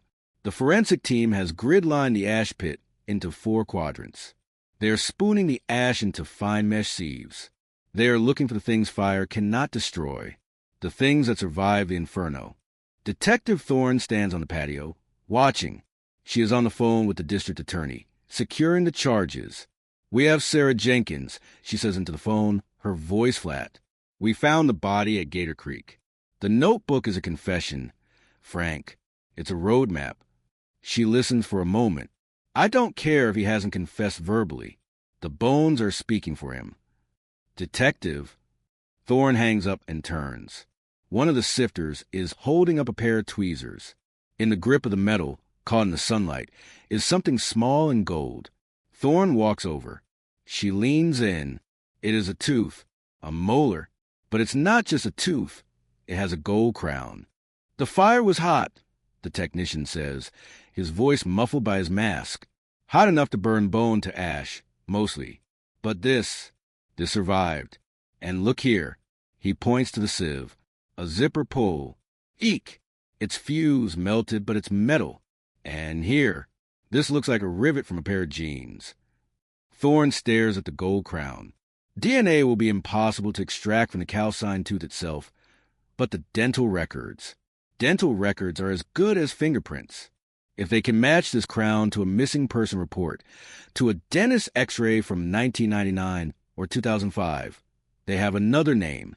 They have another murder charge. The fire pit wasn't just for trash. It was for the ones he didn't want to bury. It was for the ones he wanted to erase completely. She looks at the house. The windows are dark eyes staring back at her. How many nights did Arthur Dean sit out here, poking the fire, watching the sparks rise into the night sky, knowing that the smoke was carrying away the last traces of a human being? The banality of it is sickening. Back at the station, the atmosphere in the interrogation room has shifted. Arthur Dean has been sitting alone for 3 hours. The silence is a tactic. Let him stew. Let him wonder. He has been given a bottle of water, which he hasn't touched. He sits perfectly still, staring at the mirror, trying to see the ghost on the other side. Thorne enters the room. She doesn't have a file this time. She doesn't have a notepad. She walks in carrying a plastic evidence bag. Inside is the muddy, cracked name tag. Sarah. She tosses it onto the metal table. It lands with a plastic clatter that sounds like a gunshot in the small room. Dean looks at it. His eyes widen. Just a fraction. A flicker of recognition. A flicker of defeat. "We found her, Arthur," Thorne says softly. She pulls out a chair and sits, but she doesn't get comfortable. She leans forward, invading his space. "We found Sarah. She was right where you left her, under the bridge. The roots had grown through her ribs, but she was there." Dean says nothing. He stares at the name tag. "And right now," Thorne continues, her voice sharpening, "my team is sifting through your fire pit. They found a tooth, a gold crown. Who is that, Arthur? Is that the hitchhiker from 99? Or is that the tourist from Daytona?" Dean finally looks up. The arrogant mask is gone. In its place is a hollow, desperate look. The look of a man who realizes the walls of his fortress have not just been breached. They have been vaporized. "I want a deal," he croaks. His voice is dry, brittle. "Take the death penalty off the table. I'll tell you who the tooth belongs to." Thorne stares at him with cold contempt. This is the moment every detective waits for. The capitulation. The leverage shift. But she doesn't smile. She doesn't blink. "You're not in a position to make deals, Arthur. We have the DNA. We have the notebook. We have the bodies. We don't need you to tell us who they are. We're going to find out. We have the science." "You don't have all of them," Dean whispers. A chilling, desperate gambit. The notebook, it has gaps. You saw them. The years where I didn't write anything down. There are others. Ones you'll never find. Not without me. Not without my maps. The room goes ice cold. Thorne freezes. It is the devil's bargain. He is offering knowledge in exchange for his life. He is dangling the closure of unknown families as bait. It is a power play, his last attempt to exert control over the women he destroyed. Thorne stands up. She walks to the door. She puts her hand on the handle. She looks back at him. "We found a hair from 20 years ago, Arthur. We found a name tag in a swamp. We found a tooth in a pile of ash. Do not underestimate what we can find. You keep your secrets. We'll take your life." She walks out. The door slams. But outside in the hallway, Thorne leans against the wall, her hand shaking. It is a bluff. She knows it. He is right. The gaps in the notebook are terrifying.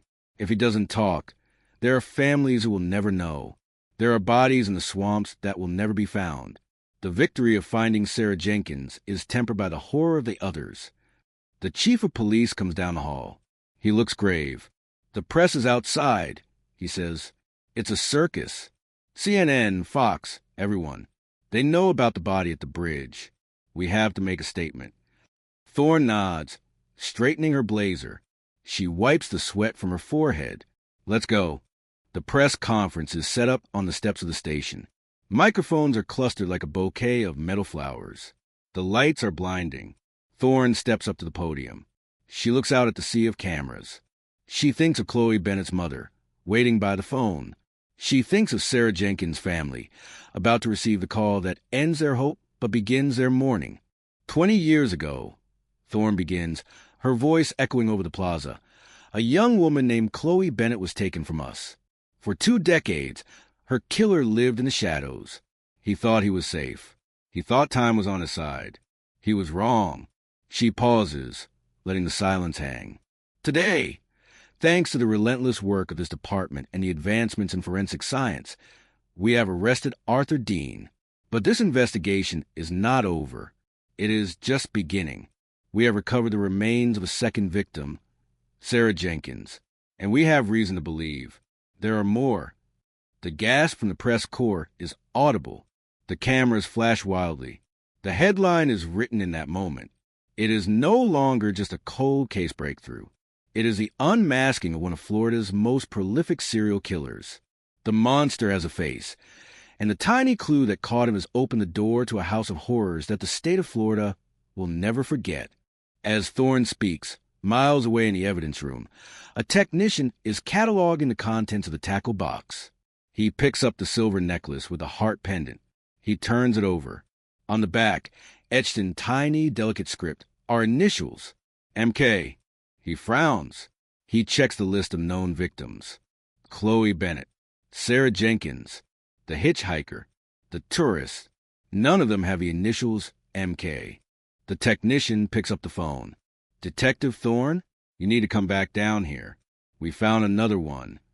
The initials MK scratch against the silence of the evidence room like fingernails on a chalkboard. Detective Thorne stands under the fluorescent lights, holding the tarnished silver heart pendant in a gloved hand. It is delicate, cheap costume jewelry, the kind a teenage girl buys at the mall with her allowance. But the engraving on the back, MK plus JT4 EVA, transforms it into a sacred relic. It is a testament to a life, a love, a memory that Arthur Dean stole and locked in a tackle box for 2 decades. Run it, Thorne says, her voice tight. Cross-reference every missing female with initials MK from 1990 to 2010. Florida, Georgia, Alabama. Check the tri-state area. Dean was a logistics manager. His routes went north. The analyst, a young woman named Harper whose eyes are rimmed with red from staring at screens for 12 hours, begins the query. The database is a beast, a labyrinth of sorrow where names go to die. She filters by age, by date, by location. The list populates. Maria King, Michelle Knight, Megan Kelly. There are dozens. Too many. Narrow it down, Thorne commands, pacing the small room. Dean's pattern. He hunted on the road. Truck stops. Dinis. Remote stretches of highway. Look for victims who disappeared near I-75 or I-95. Harper types furiously. Okay, I have a Megan Knowles. Disappeared February 2004. Age 19. Last seen leaving a cinema in Valdosta, Georgia. That's right off I-75.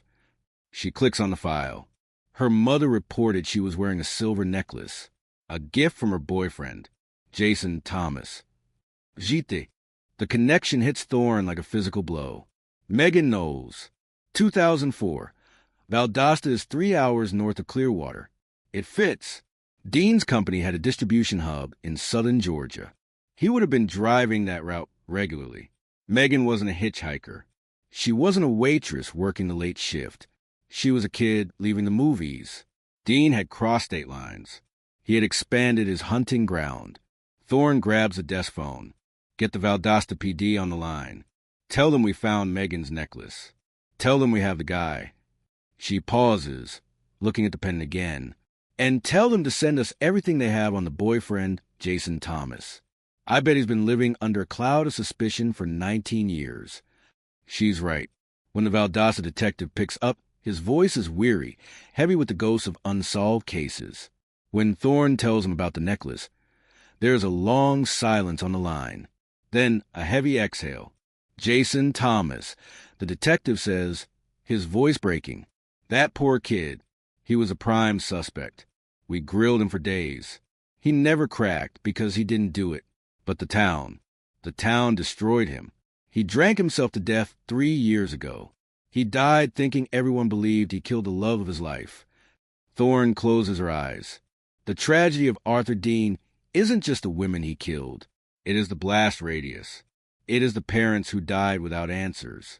It is the innocent boyfriends and husbands whose lives were incinerated by rumor and suspicion. Dean didn't just stop hearts. He poisoned entire communities. We can't save Jason, Thorne says softly, but we can clear his name. We need to find Megan. The interrogation room is waiting. Thorne walks back in, the necklace in the evidence bag swinging from her hand. Dean looks up. He looks tired now, the adrenaline of the arrest fading, replaced by the grim reality of his cage. He sees the bag. He sees the heart. His eyes flicker, a moment of recognition he can't suppress. Megan Knowles, Thorne says, dropping the bag onto the table. Valdosta, 2004, you took this from her neck. Dean stares at the table. He doesn't deny it. The fight is leaving him. The sheer volume of evidence is burying him. She was loud. Dean mutters. Screamed. I didn't like the screaming. Thorne feels a surge of revulsion so strong she wants to vomit, but she swallows it down. She needs to be ice. She needs to be stone. Where is she, Arthur? We know you kept the necklace. That means she was special to you. That means you put her somewhere you could visit. Is she in the fire pit? Or is she in a sector? Dean looks up and a twisted, faint smile plays on his lips. You think you're so smart, detective. You found the necklace. Congratulations. But you'll never find her, not without the map. The map is in your head, Arthur, and we're going to get it out. I told you, Dean says, leaning back, regaining a sliver of his arrogance. I want a deal. Life in prison. No death penalty. I trade you the bodies for my life. That's the price. Thorne stares at him. It is the impossible choice. The moral singularity. If she agrees, she saved him from a needle, granting a monster a natural death he doesn't deserve. But if she refuses, Megan Knowles, and who knows how many others, remain in the dirt, their families left in purgatory. She thinks of Jason Thomas, dead from a broken heart and a poisoned liver. She thinks of Linda Bennett. She stands up. I can't make that deal, Arthur. Only the district attorney can. And frankly, I don't think you have as much leverage as you think. We found Sarah without you. We found the tooth. We're getting better at reading your book. She turns to leave, but at the door, she stops. Oh, and Arthur, that jogger you were planning to take tomorrow morning, the one at Oak Trail, we have officers stationed there, just in case you had an accomplice. But you don't, do you? You're a loner. A sad, pathetic loner who collects trinkets because he can't connect with a human being. Dean flinches. It's the first time an insult has landed. His narcissism is his armor, and she just cracked it. Thorne leaves the room and heads straight for the DA's office. Frank Sterling is a hard-nosed prosecutor with political ambitions. He is sitting behind his desk, watching the news coverage on a muted TV. The press is eating this up, he says without looking at her. They're calling him the I-75 Phantom. It's catchy. We identified the necklace, Thorne says, ignoring the media chatter. Megan Knowles. Valdosta, 2004. Sterling whistles low. Interstate. That brings the feds in deeper. Good. He wants a deal, Frank. Lie for the locations. Sterling swivels his chair. Absolutely not. This is Florida. We fry people like him. He killed multiple women. He terrorized the state for 20 years. If I give him a deal, the public will crucify me. And if we don't, Thorne counters, her voice rising. Megan Knowles is out there somewhere. Her boyfriend died suspected of her murder. Her mother is still waiting. If Dean goes to his grave with those locations, we fail those families. We get the conviction. Sure, but we don't get the closure. Sterling looks at her. He sees the exhaustion in her eyes, the weight of the ghost she's carrying. He taps his pen on the desk. You really think he'll give them up? He's a narcissist, Frank. He wants credit. He wants us to know how clever he was. If we played his ego, if we let him think he's controlling the narrative, he'll talk. But we need to take the needle off the table. Sterling sighs. He looks out the window at the skyline. I'll give you 48 hours. Squeeze him. Use the evidence from the fire pit. Use the notebook. If he gives us verifiable locations, bodies, Thorne, actual remains, then we talk about a plea. But if he sends us on a wild goose chase, the deal is dead, and I will personally seek the death penalty for every single count. Thorne nods. 48 hours. She returns to the station. The clock is ticking. But before she goes back to Dean, a technician from the digital forensics lab intercepts her. Detective, we cracked his computer. Thorne follows him to the lab. The computer is an old desktop tower seized from Dean's home office. The technician brings up a map on the screen. It's not a Google map. It's a digital overlay Dean created using old topography software. There are pins, red pins, blue pins. What are the colors? Thorne asks. We think red is complete, the technician says. Blue is potential or failed. Look at this. He zooms in on a blue pin near Ocala. There's a note attached. October 2011. Eye contact made. Too much traffic. Abort. But it's the red pins that matter. There are 7 of them. Thorne counts. Chloe. Sarah. The hitchhiker. The tourist. Megan Knowles. That leaves 2 red pins unaccounted for. 2 bodies they didn't know about. 2 women who aren't even in the notebook. Thorne leans in, staring at the screen. 1 red pin is dropped in the middle of the Ocala National Forest. The other is terrifyingly close, just 5 miles from the station, in a construction zone that was developed into a shopping mall in 2015. He buried someone under a mall? Thorne whispers. The date on the pin is June 2008, the technician says. Before the construction started. If she's there, she's under the foundation of the Cineplex. Thorne feels a chill. A body under a movie theater. Thousands of people walking over her grave every weekend. Eating popcorn, laughing, completely unaware. It is the ultimate perversion. Print the map, Thorne orders. I'm going back in. She walks into the interrogation room with the map in her hand. She slams it onto the table, right over the picture of the necklace. Dean jumps. We don't need your deal, Arthur. Thorne lies, her voice steely. We found your digital trophy room. We have the map. She points to the red pin in Ocala. Who is she? Dean looks at the map. His face goes white. He didn't think they could crack the encryption. He didn't think they would find the backup files. He is stripped bare. And here, Thorne points to the pin near the mall. June 2008. Who is under the cinema? Arthur? Is she the reason you stopped writing in the notebook for a year? Did you get scared because they started pouring concrete? Dean starts to shake. A tremor runs through his hands. It wasn't supposed to be like this. I was careful. You were lucky, Thorne snaps. But luck runs out. Now, here is how this is going to work. You're going to give me the names for these 2 pins. Right now. And if the DNA matches, I might convince the DA to let you die in a cell instead of the electric chair.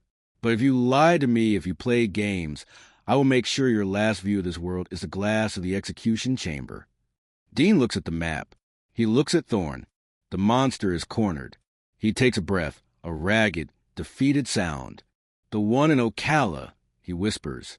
She was a runaway. From Alabama. I don't know her name. She said, call her Star. And the mall? Thorne presses. The one under the concrete? Dean closes his eyes. A tear leaks out, not of remorse, but of self-pity. That was my neighbor, Mrs. Gable. She asked too many questions about the fire pit. Thorne freezes. Mrs. Gable, the elderly woman who lived next door to him in 2008. She was reported missing, presumed to have wandered off due to early-onset dementia. The police searched the woods. They searched the ponds. They never searched the construction site 5 miles away. Arthur Dean didn't just hunt strangers. He killed anyone who got too close to a secret. He killed a grandmother because she smelled smoke. Thorne stands up, her chair scraping loudly against the floor. She has heard enough. She has the names. She has the locations. She has the monster. Booking, she says to the guard at the door. Process him, full sweep, and put him on suicide watch. He doesn't get to check out early. As Dean is led away, shuffling in his shackles, Thorne looks at the map on the table. 7 red pins. 7 lives. 7 families waiting for a phone call. The tiny clue has become a sprawling, devastating truth. The manhunt is over, but the recovery, the digging, the identification, the burials, is just beginning. The sun is setting outside, painting the Florida sky in blood orange, a fitting backdrop for the end of the reign of the I-75 Phantom. The Clearwater Cineplex is a monument to modern distraction. It is a sprawling box of neon lights, buttered popcorn, surround sound, a place where people go to escape reality for 2 hours at a time. But at 2 a.m. on a Thursday, the reality inside Theater 4 is grimmer than any horror movie ever projected on its screen. The complex has been evacuated. The parking lot, usually filled with teenagers and families, is a sea of flashing blue and red lights. Police tape flutters in the hot night breeze, cordoning off the entire western wing of the mall. Inside, the concession stands are dark, the soda fountain silent, but the air vibrates with the deafening, bone-shaking roar of industrial jackhammers. Detective Thorne stands in the aisle of Theater 4. The plush red velvet seats have been ripped out, stacked haphazardly against the walls like stadium seating for ghosts. In the center of the sloped concrete floor, right where the best viewing angle would be, a crew of construction workers deputized by the police are tearing into the foundation. Dust hangs in the air, a thick, chalky fog that catches in the throat and coats the black uniforms of the SWAT team standing guard. This is the spot, the red pin on Arthur Dean's digital map. The location labeled June 2008. The logistics are a nightmare. You cannot simply dig up a commercial building. Structural engineers had to be woken up and rushed to the scene to ensure the roof wouldn't collapse. The mall ownership is threatening lawsuits. But Thorne has the warrant, and more importantly, she has the confession. She knows who is down there, Mrs. Eleanor Gable, the 74-year-old widow who lived next door to Arthur Dean, the woman who vanished one Tuesday morning, leaving a pot of tea steeping on her counter. The police had written it off as a walkaway, a tragic case of undiagnosed dementia leading a confused senior into the Florida swamps to perish. Her son had spent years blaming himself for not watching her closely enough. He had spent a fortune on private investigators who found nothing because they were looking in the woods, and Arthur Dean had buried her under the progress of a strip mall. Hold! The shout cuts through the din. The jackhammers power down, the sudden silence ringing in everyone's ears. The foreman points to the jagged hole in the slab, about 4 feet deep into the earth beneath the foundation. We hit the soil line. We're through the concrete. Thorne steps forward, pulling a mask over her face. The forensic anthropology team takes over. They slide into the pit with hand trowels and brushes. This is different from the swamp. The soil here has been compacted, sealed under tons of cement for 13 years. It is dry, preserved, a time capsule of murder. The air in the theater is stagnant, smelling of pulverized rock and old earth. Thorne watches from the edge of the pit, her flashlight beam cutting through the dust. She thinks of the irony. Thousands of people have sat right here, laughing at comedies, crying at dramas, eating candy, completely unaware that a grandmother lay just a few feet beneath their sneakers. It is the ultimate violation of the social contract. 20 minutes pass. The brushing is rhythmic, hypnotic, then a signal.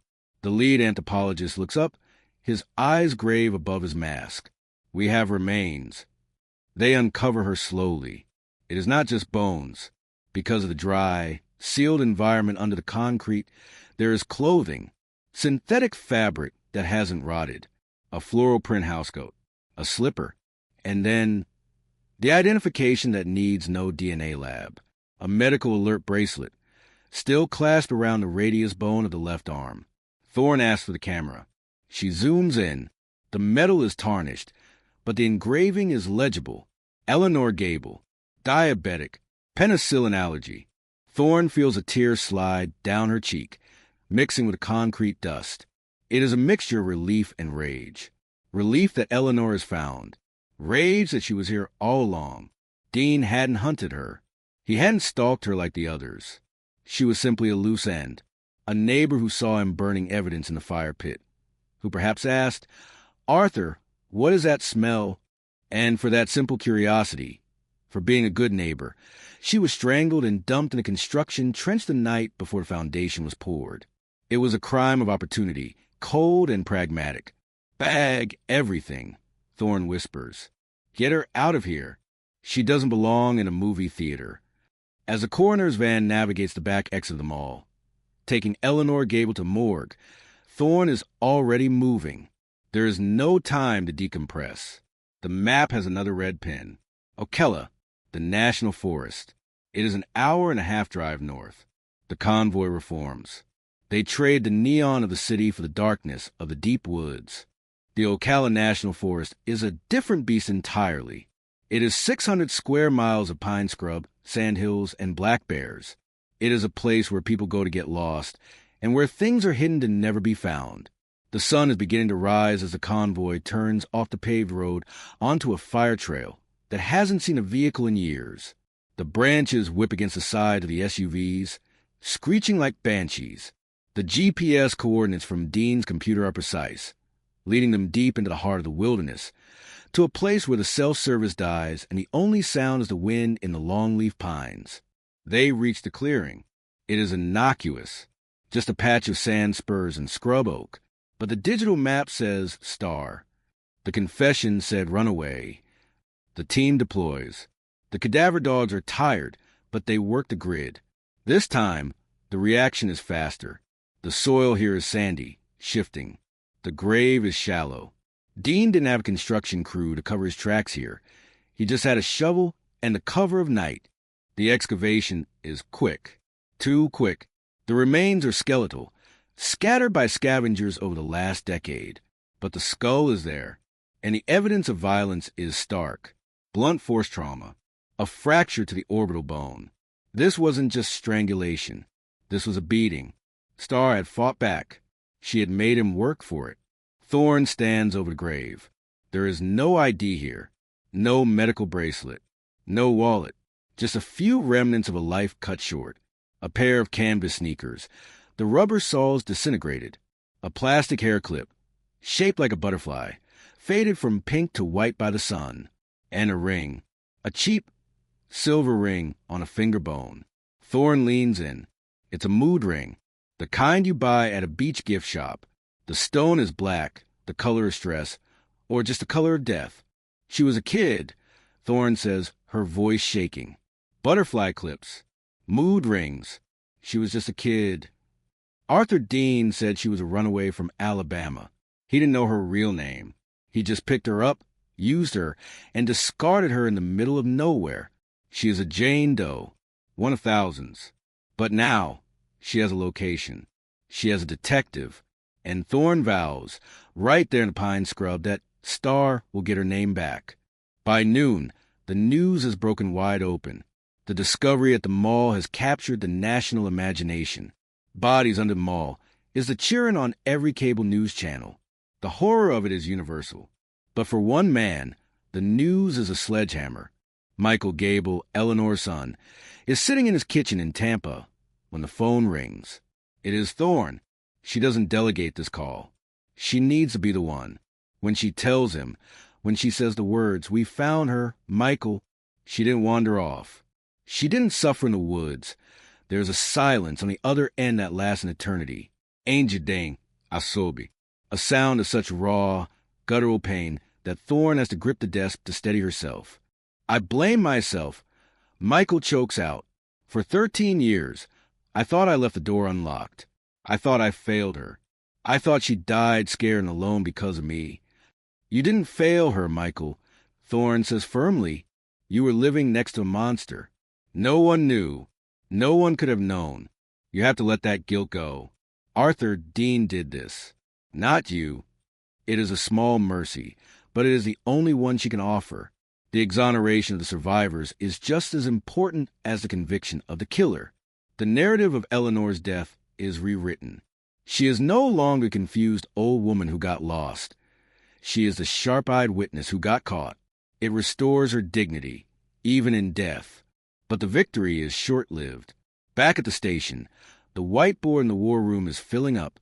Chloe Bennett, Sarah Jenkins, Eleanor Gable, Megan Knowles, The Hitchhiker, Jane Doe 1, Star, Jane Doe 2, The Tourist, presumed dead, body not found, 7 red pins, 7 victims. But the digital map had blue pins too, potential targets, and the notebook had gaps. Thorne sits with the forensic artist. They are looking at the skull of Star. They are looking at the mood ring and the butterfly clip. We need a face, Thorne says. We need to blast her image all over Alabama. Someone is missing a daughter who liked butterflies. The artist sketches. He uses the skull structure to rebuild the face.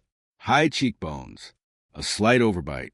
He draws the hair based on the clip placement. Slowly, a girl emerges from the graphite. She looks young, vulnerable, defiant. Thorne looks at the drawing. It feels like a ghost staring back. Release it, she orders. Put it on social media. Put it on the billboards. Title it, Do You Know Star? As the day winds down, the exhaustion hits the team like a physical weight. They have recovered 3 bodies in 24 hours. They have processed crime scenes in a swamp, a theater, and a forest. They are running on fumes. But the machine of justice cannot stop, because Arthur Dean is sitting in his cell, and he is watching. Thorne goes down to the holding cells. She isn't going to interrogate him. She just wants to see him. She wants to see if the reality of what they found has broken him. Dean is lying on his bunk, staring at the ceiling. He hears her approach. He doesn't look up. Did you find the old bat? He asks. His voice is casual, bored. Thorne grips the bars. We found Eleanor, and we found the girl in the woods, the one you beat to death. Dean shrugs. She scratched me. I have a scar. We're going to name her Arthur. Thorne says, her voice low and dangerous. We're going to give her a name and a funeral and a family. And you? You're going to be a footnote. You think you're famous now? You think you're the Phantom? In a month, you'll just be inmate 0982. A number. Just another pathetic old man dying in a cage. Dean turns his head. For the first time, the indifference cracks. He looks diminished. The power he held, the secret knowledge of where the bodies were, is gone. He spent it all to save his own skin, and now he is empty. There are others, he mutters, almost desperate to reclaim his status. I didn't mark them all. I didn't map them all. We'll find them, Thorne says. We found a hair from 2003. We found a tooth in a fire pit. We found a map on a deleted hard drive. We don't need you anymore. Arthur, you're obsolete. She turns and walks away, her footsteps echoing in the concrete corridor. It is the cruelest thing she can do to a narcissist. Ignore him. But as she walks back to the light, her phone buzzes. It's the lab. Detective, the technician says, his voice urgent. We're running the DNA from Star. Remains against a national missing persons database. No direct hit yet. But we found a familial match. A partial match to a woman in Birmingham who submitted a sample 5 years ago looking for her sister. Her sister? Thorne asks, stopping in the hallway. Yes, the sister's name isn't Star. It's Emily. Emily Stanton. Missing since 2011. And detective. The file says Emily had a butterfly tattoo on her shoulder. Thorne looks at the sketch in her hand. The butterfly clip. The butterfly tattoo. It fits. Star was a nickname. Emily was a reality. Get the Birmingham PD on the phone. Thorne says, a fresh wave of energy surging through her.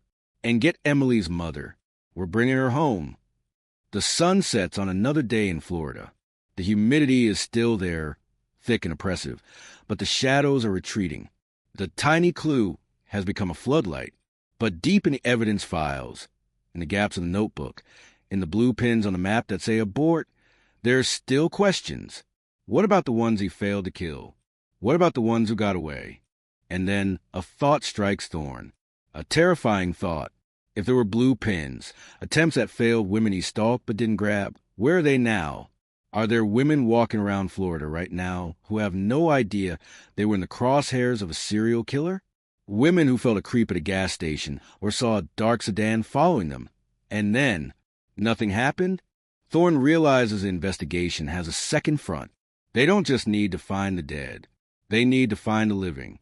Because those women, they might be the witnesses who can fill in the blank pages of Arthur Dean's Book of Death. They might have seen something, heard something, that can lock them away not just for life, but for eternity. Pull the blue pins, Thorne whispers to herself. We need to find the ones who survived. The map on the screen is a constellation of horror. The red pins are the dead. Chloe, Sarah, Eleanor, Emily, Megan. They are the tragedies we can touch, the bones we can bury. But it is the blue pins that haunt Detective Thorne in the quiet hours of the early morning. There are 12 of them scattered across the digital topography of Florida and Georgia. 12 blue pins. 12 moments where Arthur Dean stopped, watched, calculated, and then didn't.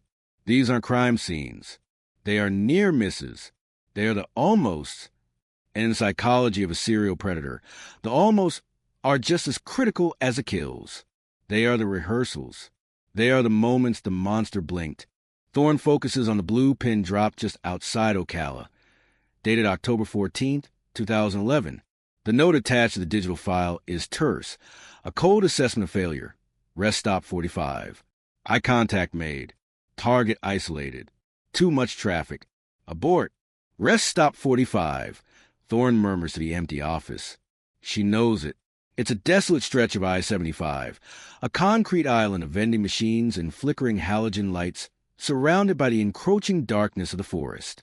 If Dean was hunting there in 2011 and he aborted, that means the target survived.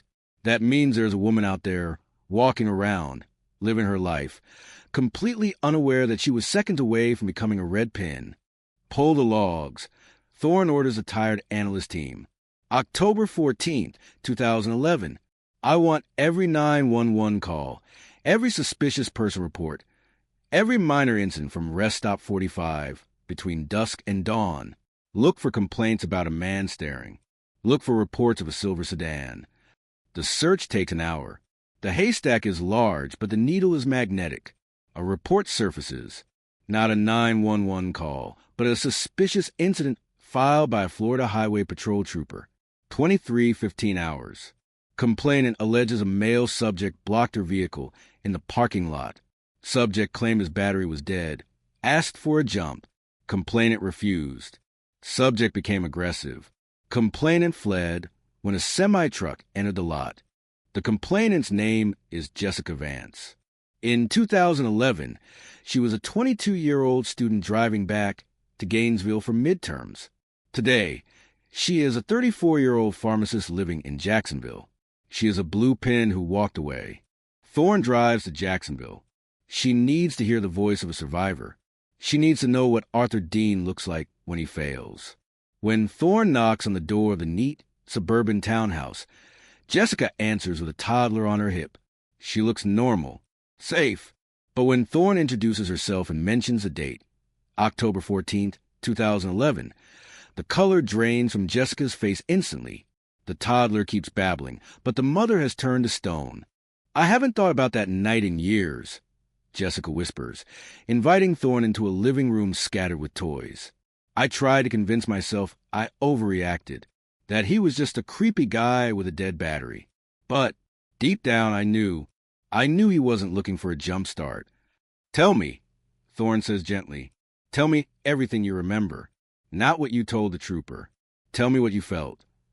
Jessica hands the baby to her husband and sits on the edge of the sofa, her hands trembling.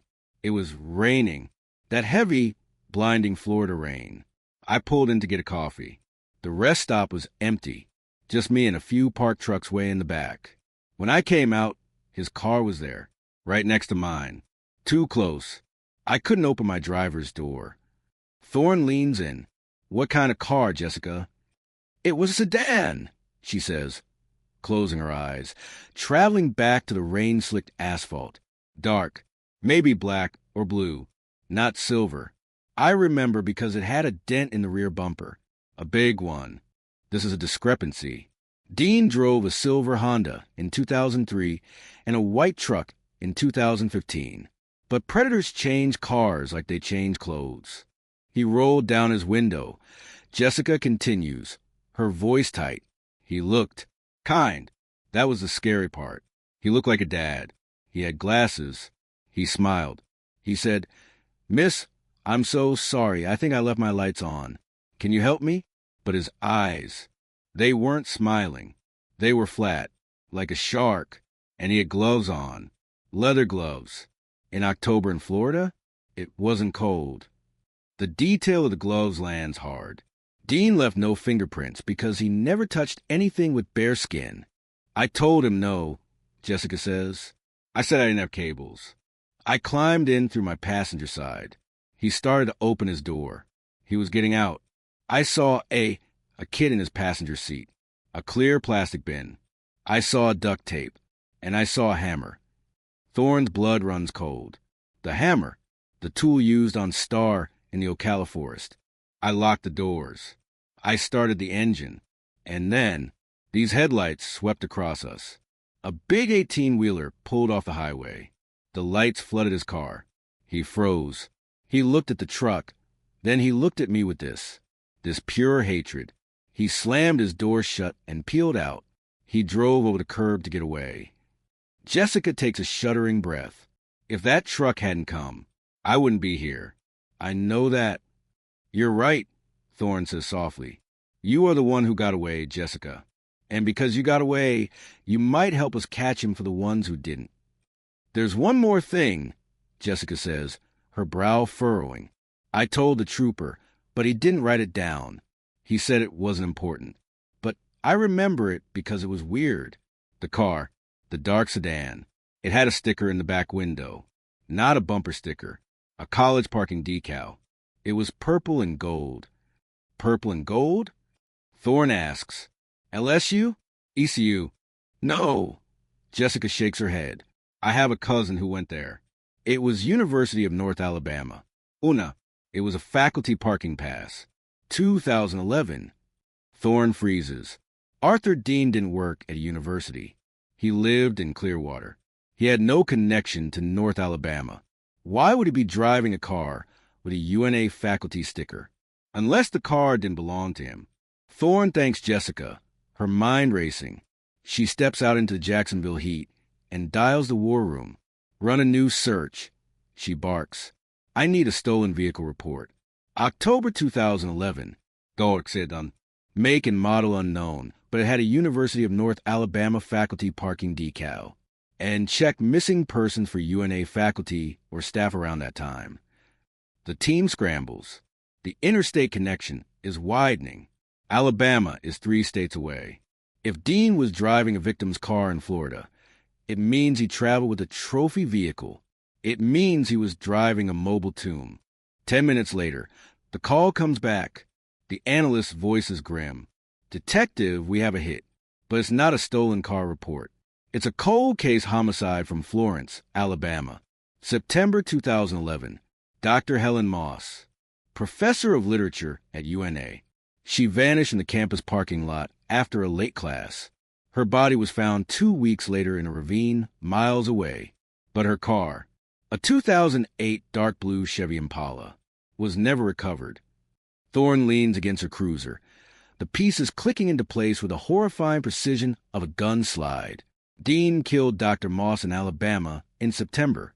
He took her car. He drove it down to Florida. And a month later, he was using that same stolen car, the car of a dead woman, to hunt Jessica Vance at a rest stop in Ocala. He was driving the evidence. He was hiding in plain sight, using the vehicle of one victim to trap the next. This changes everything. This isn't just a Florida case.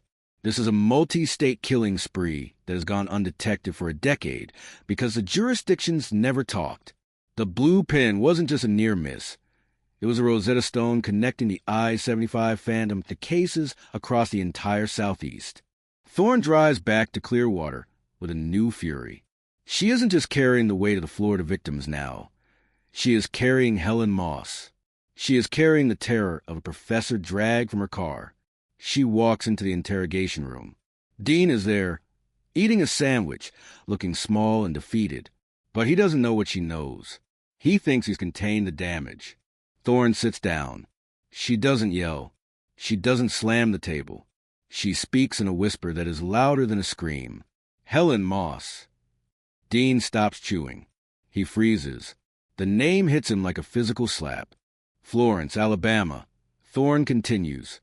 University of North Alabama. You liked her car, didn't you, Arthur? The dark blue Impala. It rode smooth on the highway. Nice leather seats.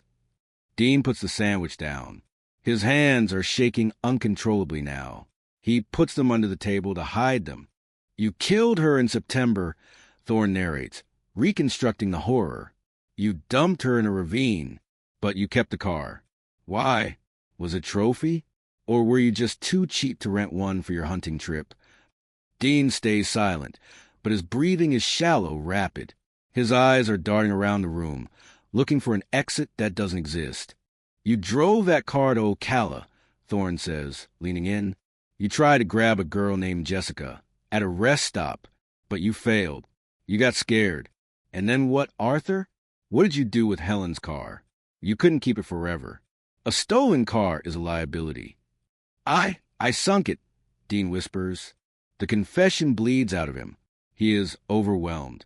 The walls are closing in from states he thought he had left behind. I sunk it in a quarry, up near the Georgia line. In Valdosta. Valdosta, Thorne repeats, where you killed Megan Knowles. You were busy in Valdosta, Arthur. It's deep, Dean says, his voice trembling. The quarry. It's very deep. You'll never get it out. Watch us, Thorne says. We'll drain the whole damn quarry if we have to.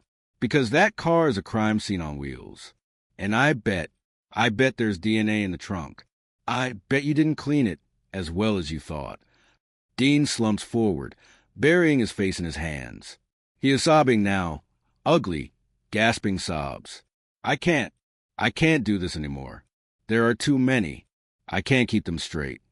Then start writing, Thorne says, sliding a fresh notepad and a pen across the table. Fill in the gaps, Arthur.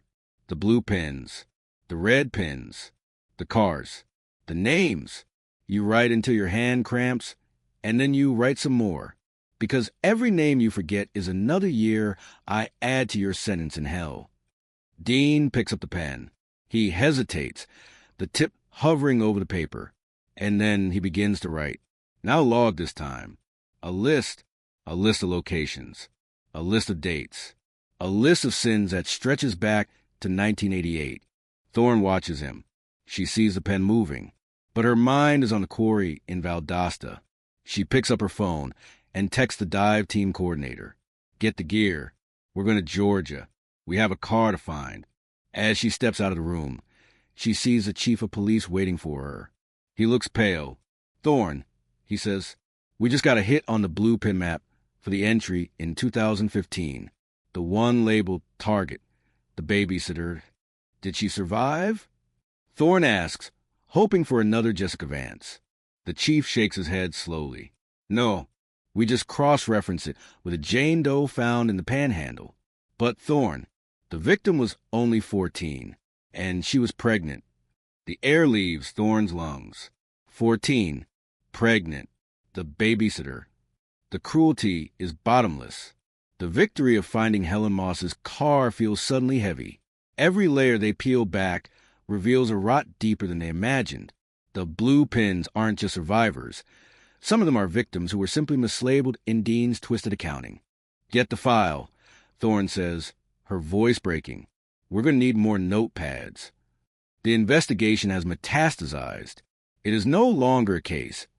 It is a catalog of atrocities. And as the sun dips below the horizon, casting long shadows across the station, Thorne realizes that the monster in the interrogation room isn't just a killer. He is a void. And she is the only one standing on the edge. Try pull the names out before they are swallowed forever. The Valdosta quarry is a scar on the earth, a deep, jagged bowl filled with water, so dark it looks like ink. It is a place of industrial abandonment, surrounded by rusty machinery and no trespassing signs riddled with bullet holes. The Georgia heat is suffocating, a wet blanket of humidity that makes the air shimmer above the black water. It has been 48 hours since Arthur Dean confessed to sinking Dr. Helen Moss's Chevy Impala here in 2011. Detective Thorne stands on the precipice. Looking down, the dive team from the Georgia Bureau of Investigation is already in the water. They are black seals breaking the surface, their bubbles frothing the stillness. The sonar boat is trawling back and forth, painting a digital picture of the bottom.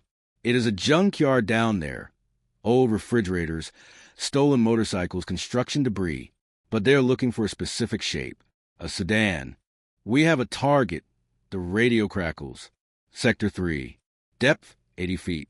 It's upside down. Large debris field around it. Thorne watches as the winch cable is lowered. The heavy machinery groans. This isn't just a recovery. It's an excavation of a mobile killing floor. The cable goes taut. The water churns. Slowly, agonizingly, the shape breaks the surface. It is unrecognizable at first, covered in algae, slime, and mud. But as it swings in the air, dripping black water back into the quarry, the silhouette is unmistakable. A 2008 Chevy Impala. The roof is crushed in. The windows are blown out. They set it down on the flatbed of the recovery truck. The smell is atrocious, swamp gas, rot, and stale death. The team moves in to secure it. They're looking for the VIN number to confirm, but Thorne knows. She can see the faint outline of a sticker on the rear window fragment remaining in the frame. The purple and gold of the University of North Alabama. Pop the trunk, Thorne orders. Gently. We don't want to lose anything. The trunk lid is rusted shut. The firefighters use the jaws of life to pry it open. Metal screeches against metal, a sound that echoes off the quarry walls. The lid bends, then snaps open. The team recoils. It's not empty. It's not just water and mud. There's a suitcase, a hard shell, red Samsonite. It is eerily preserved, sealed tight against the elements. Bag it, Thorne commands, her heart hammering against her ribs. Get it to the lab. Now! 3 hours later, inside the sterile, bright white room of the Georgia Crime Lab, the suitcase sits on a metal table. Thorne watches through the glass. The technician carefully cuts the lock. He opens the lid. Inside, there are no body parts. Instead, there's a collection. A twisted, meticulously organized archive. There are clothes, women's clothes. A University of Alabama sweatshirt. A pair of running shorts. A waitress uniform with the name Sarah stitched on the pocket, a duplicate, or the original? And nestled in the center, wrapped in plastic Ziploc bags, are cassette tapes. Old-school analog cassette tapes, the kind used in dictaphones. He recorded them. Thorne whispers, a cold dread washing over her. He didn't just take pictures. He recorded the voices. The audio technician sets up a player. He puts on headphones. He presses play on the tape labeled September 2011. Helen. He listens for a moment, and his face goes pale. He takes the headphones off quickly, looking nauseous. Play it, Thorne says through the intercom. I need to hear it. The sound fills the room. It is distorted, static-heavy, but clear enough. It is the sound of terror. A woman begging. Please, I have a daughter. Please take the car. Just take the car. And then a voice. Arthur Dean's voice. Calm. Soothing. I don't want the car, Helen. I want you to tell me a story. Thorne grips the edge of the console. It is psychological torture. He made them talk to him before he killed them. He wanted their fear. But then the tape changes. A second voice cuts in. Not Dean's. A younger voice. Male. Nervous. Artie, come on. The headlights. Someone's coming. We gotta move her. Thorne freezes. The room goes silent. Rewind that. She barks. Rewind it now. The technician plays it again. Artie, come on. The headlights. Someone's coming. We gotta move her. Artie. A nickname. And we. Arthur Dean wasn't alone. For weeks, for years, the theory was a lone wolf, the solitary predator. But the tape destroys that narrative in 10 seconds. There was an accomplice, someone who called him Artie, someone who was there in Alabama in 2011, someone who helped move Dr. Moss's body.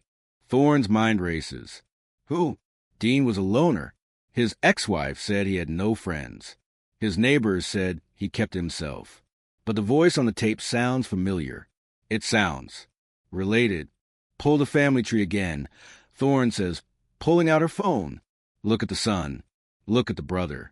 Look at the nephews. The analyst in Florida is already on it. We checked the son, detective. He was in college in 2011. Oh my God. Where? Thorne demands. He was at Auburn University. That's 2 hours from Florence, Alabama. But wait, the voice. It sounds young. Check the nephew, Thorne says. The one who visited him in the summers. The one who went fishing with him. Lucas Dean, the analyst replies. Born 1992.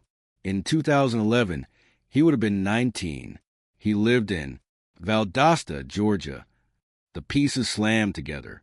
Valdosta, where the car was dumped, where Megan Knowles was killed, where the quarry is. Lucas Dean lived here. Arthur Dean wasn't just visiting a distribution hub. He was visiting his apprentice. Where's Lucas Dean now? Thorne asks, her voice low and dangerous. There's a pause. The sound of typing. He's in Florida, detective. He moved to Tampa 3 years ago. He works as an HVAC repairman. He's currently out on a service call. Get his location. Now. He's at 404 Elm Street. That's a residential address. Detective, the customer is a single female. The appointment was for 2 p.m. It is 4:30 p.m. Thorne is already running to her car. Dispatch. APB on Lucas Dean. White HVAC van. He is armed and dangerous. He is an active accomplice to a serial killer. Get units to 404 Elm Street immediately. Code 3. The siren wails as Thorne tears out the parking lot. Speeding toward the highway. The revelation changes the entire complexion of evil. It wasn't just a man, it was a lineage, a toxic mentorship passed down from uncle to nephew. Artie and Lucas, the master and the student. While she drives, she calls the Florida team. Listen to me. Dean didn't give us the full map because he was protecting someone. He gave us the bodies he buried alone. He's hiding the ones Lucas helped with. The gap in the notebook?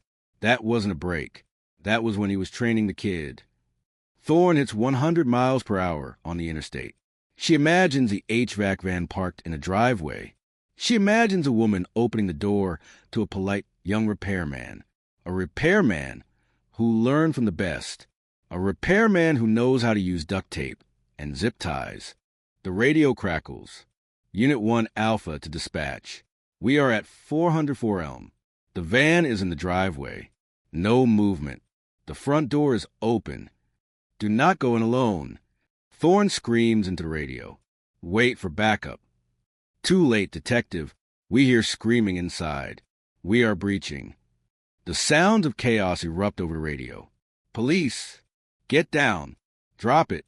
Drop the knife. Gunshots. 3 rapid pops. Then silence.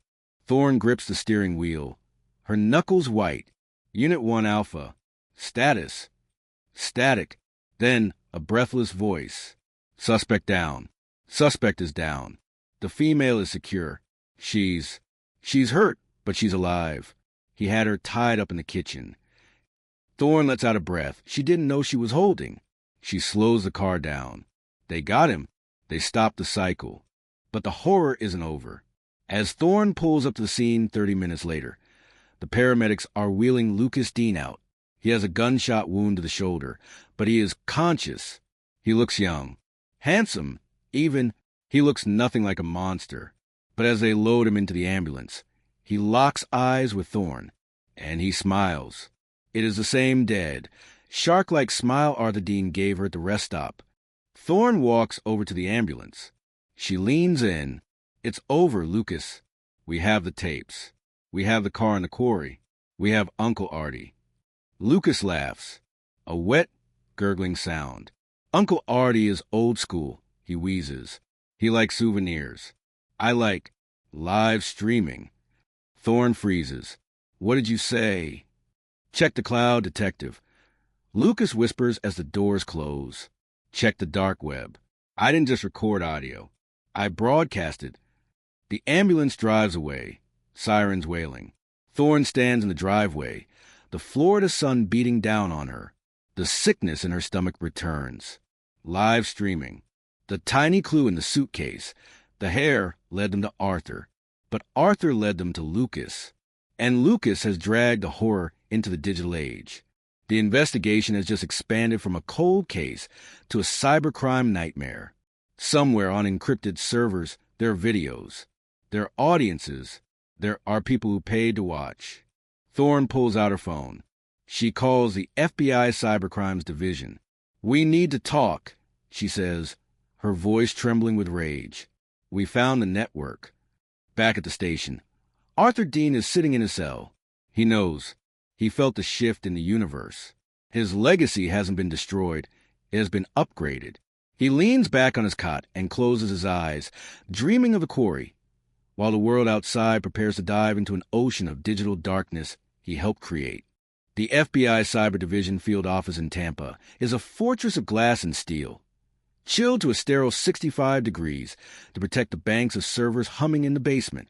It is a world away from the humid swamps and dusty quarries where Detective Thorne has spent the last week. Here, the mud is digital, and the bodies are buried in code. Thorne stands behind Special Agent Miller, the lead cyber forensic analyst. The room is bathed in the blue glow of a dozen monitors. On the table sits Lucas Dean C's laptop, a high-end gaming rig that looks innocent enough until you peel back the layers of encryption. It took the NSA's brute force algorithms 3 hours to crack the password.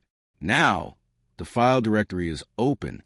It's not just a cloud account, Miller says, his voice devoid of emotion, the professional detachment of a man who has seen the bottom of the internet. It's a hidden service on the Tor network, a marketplace. He clicks a folder labeled Archives. The screen fills with thumbnails, hundreds of them. They are not titled with names. They are titled with dates and prices. April 12th, 2018, $500. August 19th, 2019, $1,200. November 3rd, 2020 live session, VIP access. Thorne feels the bile rise in her throat. He sold them, she whispers. He didn't just kill them. He sold tickets. It gets worse, Miller says. Look at the metadata. The geolocation tags. Lucas wasn't just filming his own crimes. He was filming Arthur's. See these dates? 2011, 2012. Arthur is in the frame. He didn't know he was being filmed. Lucas set up hidden cameras.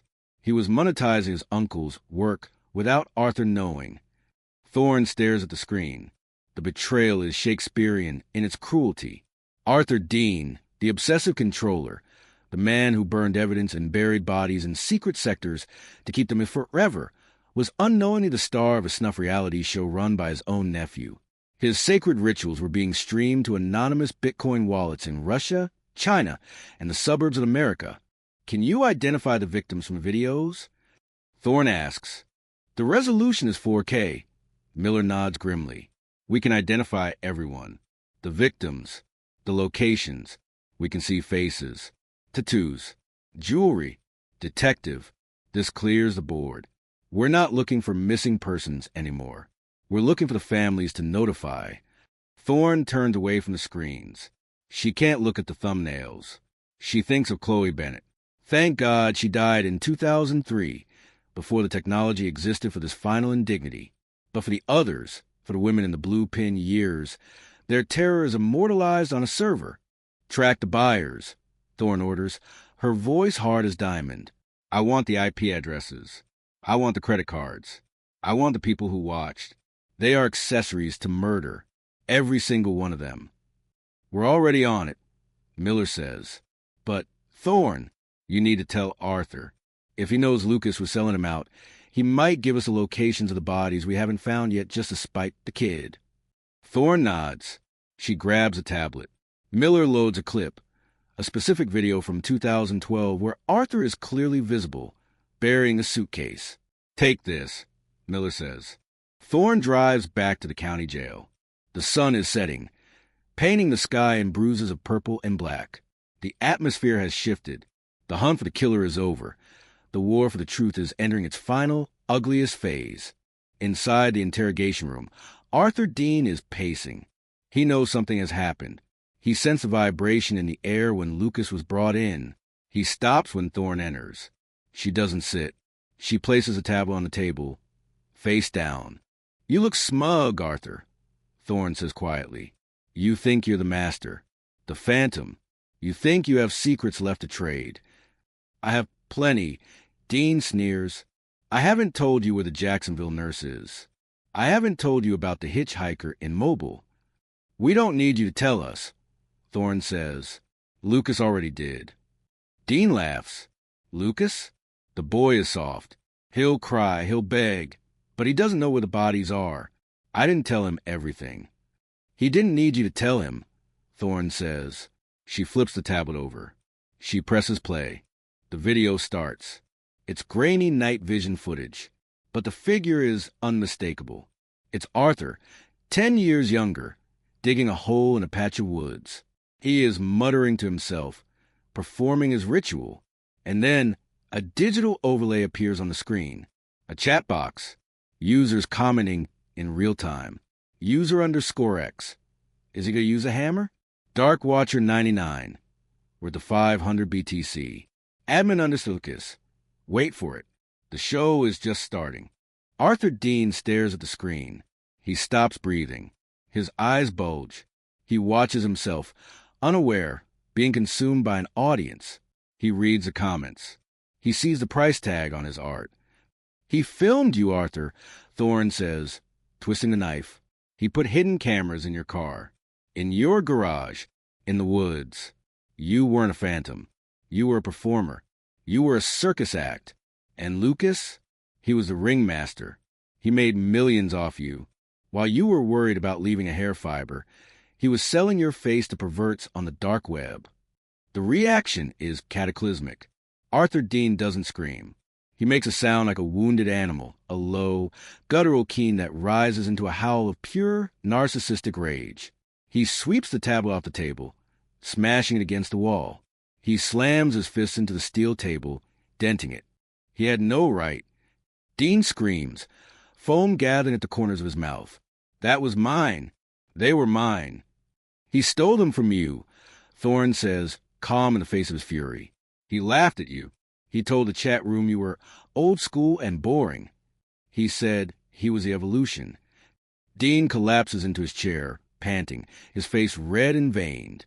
The myth he built of himself, the silent, unseen predator, is shattered. He is just content. He is just a file size. I want him dead, Dean whispers, shaking. I want him to burn. I can't give you that, Thorne says, but I can give you the last word. You can destroy him, Arthur. You can tell us everything. Every body he helped move. Every time he held the camera. You testify against him.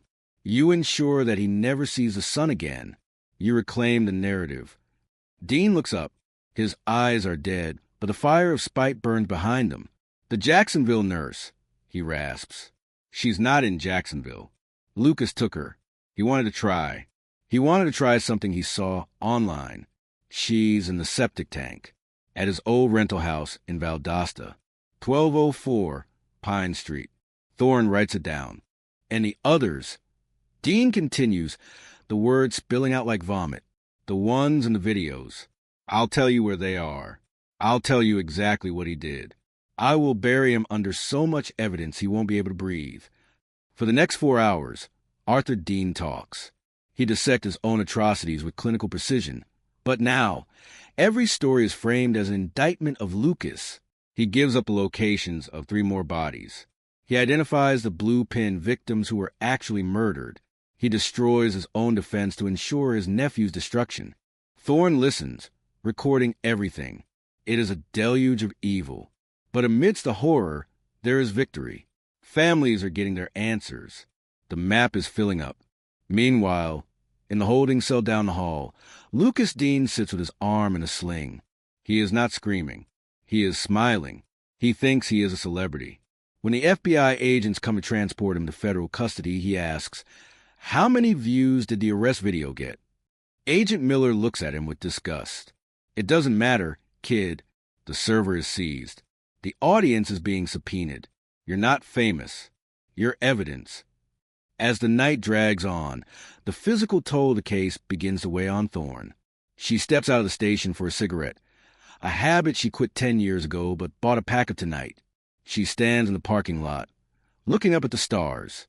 The humidity has finally broken. A cool breeze is coming off the Gulf. Her phone buzzes. It's Linda Bennett, Chloe's mother. Thorne stares at the screen. She hasn't spoken to Linda since the initial DNA match. She takes a deep breath and answers. "Linda." "I saw the news," Linda says. Her voice is stronger than Thorne expected. "About the nephew, about the videos." "I'm so sorry, Linda." Thorne says, We don't think Chloe was filmed. It was before the technology, before Lucas." "I know," Linda says, "but that's not why I called. I called because, for 20 years, I thought Chloe was alone in the dark. I thought no one knew where she was. But tonight the news said you found 7 other girls. You found Eleanor. You found Sarah." "We did," Thorne says. "Then Chloe wasn't alone," Linda says, and Thorne can hear the tears now. "She led you to them. That tiny clue. That hair. It didn't just solve her case. It broke the whole thing open. She saved them, detective. My daughter saved them." Thorne feels the tears prick her own eyes. "She did, Linda. She absolutely did." "Thank you," Linda whispers. "Now go get the rest of them." Thorne hangs up. She stomps out the cigarette. The fatigue vanishes. Arthur Dean has given up the locations. The FBI is hunting the watchers. The tiny clue has become a revolution. Thorne walks back inside. She heads to the war room.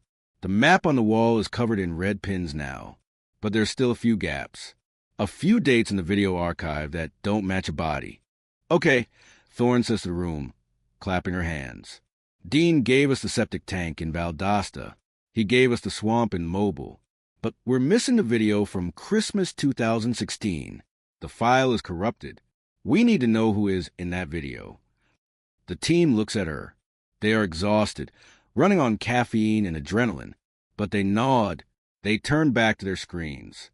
Because the monster is in a cage, but the work, the sacred work of naming the lost, is far from over. And Thorne knows that the final secret, the one that will lock the door on this nightmare forever, is still hiding in the corrupted code of Lucas Dean's laptop. The corrupted video file from Christmas 2016 is a jagged splinter in the mind of the investigation. It sits on the server like a black hole, the data scrambled, the timestamp mocking them. 12-25-2016_midnightmass.mp4. While Arthur Dean sits in his cell spitting venom about his nephew, and Lucas Dean preens for federal agents he thinks are his fans, Detective Thorne is obsessed with the file they cannot see. Christmas. Midnight. The title suggests a ritual. A blasphemy. Rebuild it, Thorne tells the cyber team. I don't care if you have to reconstruct it pixel by pixel. If there's a face in that static, I need to see it. While the digital excavation grinds on, the physical recovery hits a fever pitch. The septic tank at the rental house in Valdosta yields the remains of the Jacksonville nurse, identified through dental records as Rebecca Hall. She had been missing for 6 years. Her disappearance blamed on a volatile ex-husband who had spent those years living under a cloud of suspicion. When Thorne calls him to break the news, the man simply weeps. Not for himself, but for Rebecca and for the years of silence that allowed Arthur Dean to keep hunting. Simultaneously, the FBI launches Operation Silent Night. It is a nationwide sweep targeting the Watchers, the subscribers to Lucas Dean's dark web channel. These are not passive observers. These are men who paid premium cryptocurrency to request specific acts, who tip for torture, who fuel the economy of death. At 6 a.m. on a Tuesday, doors are kicked in from Seattle to Boston, a high school principal in Ohio, a banker in Charlotte, a retired cop in Arizona. They're dragged out of their comfortable lives, their hard drives seized, their secret double lives exposed to the harsh light of day. The arrests send a shockwave through the country. The I-75 Phantom wasn't just a Florida monster. He was a national franchise. Back in Clearwater, the breakthrough on the corrupted file comes from an unlikely source. A junior analyst named Kevin, fresh out of Quantico, realizes the file isn't just corrupted. It's encrypted with a secondary key. He tries a password based on Lucas's psychological profile. He types in, "Artie is dead." The file unlocks. Thorne stands behind Kevin as the video plays. It is shaky handheld footage. Snow is falling, rare for the South, but possible in North Georgia or Tennessee. The camera pans to a sign, Chattanooga 10 miles. Then it focuses on a car parked on the shoulder. A young woman is changing a tire. She is wearing a red coat. The audio picks up Lucas whispering, "Merry Christmas, Uncle Artie." Then the camera moves. Arthur Dean steps into the frame. He is wearing a Santa hat, a grotesque, festive touch. He approaches the woman. The attack is swift, brutal. But what happens next freezes the blood in Thorne's veins. As Arthur drags the woman into the woods, a car passes by, a patrol car. The blue lights flash. The officer slows down. Arthur waves. He points to the flat tire, playing the role of the Good Samaritan. The cop waves back and drives on. Thorne slams her hand on the desk. "Pause. Get that patrol car number. Get the timestamp." They zoom in. Tennessee State Trooper. Unit 402. "Find that trooper," Thorne orders. "And find that woman." If the cop drove away, Dean took her. The timeline is reconstructed. Christmas 2016. Chattanooga. A missing person report for a woman named Holly Miller. She was driving home to see her parents. She never arrived. Her car was found abandoned, the tire changed, the lug nuts tightened perfectly. The police assumed she met someone. They assumed she ran off. But the video continues. It shows the burial. Not in a swamp, not in a quarry, in a cemetery. Thorne watches in disbelief. Dean drives into a rural churchyard. There is a fresh grave dug for a legitimate funeral schedule for the next day. He lowers Holly's body into the hole, covering it with a layer of dirt, effectively hiding her beneath the coffin of a stranger. He piggybacked the grave, Thorne whispers. He buried her in consecrated ground. They locate the cemetery. It is the St. Jude's Parish in rural Tennessee. The grave belongs to a man named Edgar Poe, a cruel irony. The exhumation order is signed by a judge who looks like he hasn't slept in a week. When the backhoe lifts the casket of Edgar Poe, the forensic team moves in to scrape the earth beneath. And there she is, Holly Miller, preserved by the clay, still wearing her red coat. The discovery of Holly Miller is the final nail. It connects the video evidence to the physical reality. It proves the watchers were paying for real deaths. The case is now watertight, but the emotional toll is mounting. Thorne feels like she is wading through a river of grief that has no shore. She attends a press conference where the FBI announces the arrest of the 145th watcher. She sees the faces of the victims' families in the crowd. They look exhausted, hollowed out, but grateful. Preparation for the trial begins. It will be the trial of the century. The district attorney, Frank Sterling, decides to try Arthur and Lucas together. He wants the jury to see the dynamic, the master and the apprentice, the hatred that now exists between them. Thorne spends days in the prep room, organizing the mountain of evidence. The tiny clue, item 44B, sits in a sealed bag on the table. It is the pebble that started the avalanche. Beside it are the cassettes, the hard drives, the gold tooth, the necklace, the mood ring. It is a museum of tragedy. Arthur Dean's defense attorney, a court-appointed lawyer, who knows he is fighting a losing battle, tries to cut a deal. He'll plead guilty to all counts, the lawyer says, in exchange for a transfer to a federal prison. He doesn't want to be in general population in Florida. He knows he's a target. Thorne looks at Sterling. "No deals," she says. He goes to Rayford. He goes to death row. He doesn't get to choose his cage. Sterling agrees. The plea is rejected. The day before the trial is set to begin, Thorne goes to visit Linda Bennett one last time. Linda is sitting on her porch, holding a framed photo of Chloe. They're bringing him into the courtroom tomorrow. Linda says, "I have to look at him. I have to look at the man who took 20 years of my life." "You don't have to," Thorne says gently. "You can stay home. We have enough evidence." "No," Linda shakes her head. "I need to see him. I need him to see me. I need him to know that he didn't win. He took her body, but he didn't take her name. Her name is the reason he's in chains." Thorne nods. She understands. It is a final act of defiance. The next morning, the courthouse is a fortress. Snipers on the roof. Media trucks stretching for blocks. The courtroom is packed.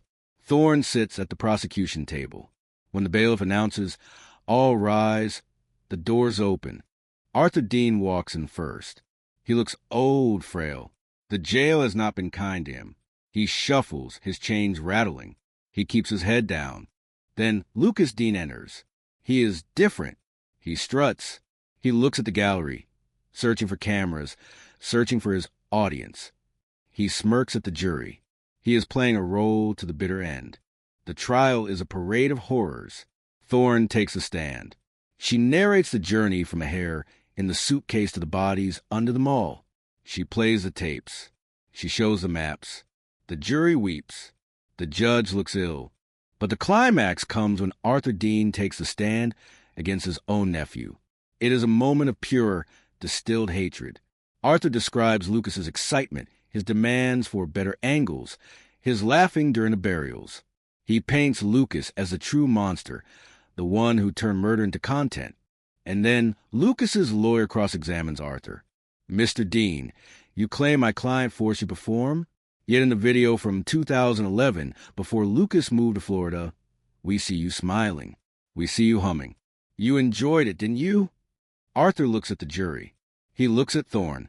And for a second, the mask slips completely. "I didn't enjoy the filming," Arthur says, his voice cold and flat. "I enjoyed the silence. I enjoyed the moment the light went out of their eyes. Lucas just made it noisy." The courtroom gasps. It is a confession of a pure psychopath. He has condemned himself to death in a final bid to belittle his nephew. The verdict takes less than 2 hours. Guilty on all counts. 34 counts of first-degree murder, kidnapping, and conspiracy. The sentencing phase is swift. The judge asks Arthur if he has anything to say. Arthur stands. He looks at Linda Bennett in the front row. "She called for you," he says to Linda. "Chloe, she called for her mom." The courtroom erupts. Linda sobs, held up by her husband. Thorne grips the table. Her knuckles white, resisting the urge to jump the barrier. "Arthur Dean," the judge booms, silencing the room. "You are a stain on humanity. You have forfeited your right to breathe the same air as these families. I sentence you to death by lethal injection, and may God have mercy on your soul, because this court has none." Lucas Dean is sentenced to life without parole plus 1,000 years. The judge ensures he will never have access to a computer, a phone, or an audience again. He will die in a concrete box, anonymous and forgotten. As the deputies haul him away, Arthur and Lucas exchange one last look. There is no loyalty left, only the mutual destruction of two monsters who devoured each other. Thorne walks out courthouse. The sun is blinding. The humidity wraps around her like a familiar blanket. The cameras flash. The reporters shout her name, but she pushes through them.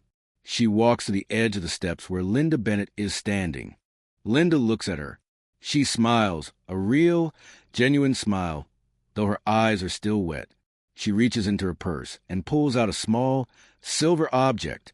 It is a keychain, a guardian angel. "Chloe bought this the day she died," Linda says, pressing into Thorne's hand. "They found it in her car. I want you to have it. You are her angel detective." Thorne closes her fingers around the cool metal. She looks out at the city of Clearwater. The streets are busy. People are driving home, arguing about dinner, listening to the radio, living their messy, beautiful lives. The phantom is gone. The tiny clue did its job, but Thorne knows the truth. The world is safe from Arthur Dean, but the darkness is vast. She puts the angel in her pocket. One down, she whispers to herself. She walks down the steps toward her car. Her phone buzzes. It's the station. A new case. A body found in a marsh in Tarpon Springs. Thorne stops. She takes a deep breath of the thick, hot air. She unlocks her car. The work never ends. And neither will she. The headlines faded. The news trucks packed up their satellite dishes and moved on to the next hurricane, the next scandal, the next tragedy. The I-75 Phantom became a Wikipedia entry, a podcast episode, a cautionary tale told around campfires. But in Clearwater, the silence that followed the storm was different. It wasn't the terrified silence of 2003, when parents locked their doors before sunset. It was a silence of exhaustion, of processing, of healing. It is 1 year later. Detective Sarah Thorne stands in a park that didn't exist a year ago. It used to be a vacant lot near the highway, an overgrown eyesore where weeds choked the chain-link fences. Now it is the Bennett Jenkins Memorial Garden. There are 7 benches, each arranged in a semicircle facing a large, blooming magnolia tree. Each bench has a plaque. Chloe, Sarah, Eleanor, Megan, Rebecca, Holly, Emily. The sun is setting, casting long, golden shadows across the freshly cut St. Augustine grass. Thorne isn't in her blazer and badge today. She is wearing jeans and a t-shirt. She holds a coffee cup that has gone cold. She is watching the families. They are gathered here for the anniversary of the sentencing. It is a strange fraternity, bound by a trauma no one else can understand. Linda Bennett is talking to Michael Gable, Eleanor's son. They are laughing softly. A year ago, they were strangers paralyzed by grief. Now they are friends. They trade stories not of the murders, but of the lives. Linda talks about Chloe's terrible cooking, how she once burned water. Michael talks about Eleanor's obsession with crossword puzzles and how she cheated by using a dictionary. Thorne stays back. She doesn't want to intrude. She is a mechanic who fixed the engine. She doesn't need to drive the car. But then, she sees someone walking toward her. It's Jessica Vance, the survivor, the blue pin who got away at the rest stop in 2011. Jessica looks different, stronger. She is pushing her toddler on a swing nearby, but she walks over to Thorne.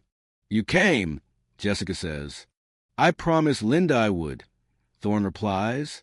Jessica looks at the benches. It's beautiful, better than a courtroom, better than a crime scene tape. It is, Thorne agrees. "I still have nightmares," Jessica admits, looking down at her shoes. "Sometimes I see the headlights. I see the hammer in the passenger seat, but they're getting fewer. I started a support group for the others, the ones on the blue pin map. There are more of us than you found, detective, women who didn't even know they were being hunted until they saw the news. We meet on Thursdays." Thorne nods, a lump forming in her throat. "That's good work, Jessica. Important work." "We call ourselves unfinished," Jessica says with a wry smile, "because he didn't finish us. And we're not finished living." Thorne watches her walk back to her child. The Unfinished. It's a powerful name. It's a defiance of Arthur Dean's narrative. He wanted them to be endings. They chose to be continuations. Thorne leaves the park as the twilight deepens. She drives back to the station. The cold case unit has moved. They are no longer in the basement, hidden away like a shameful secret alongside the archives of failure. They have a new wing on the second floor, funded by a state grant named after Chloe Bennett. The room is bright, filled with modern equipment, humming with the energy of new recruits who want to be the next Sarah Thorne. Thorne walks to her desk. It is still cluttered, but the clutter is different. The stack of files on the corner is smaller. The tiny clue, item 44B, is gone. Returned to the evidence vault. Its job done. In its place sits a silver angel keychain Linda gave her.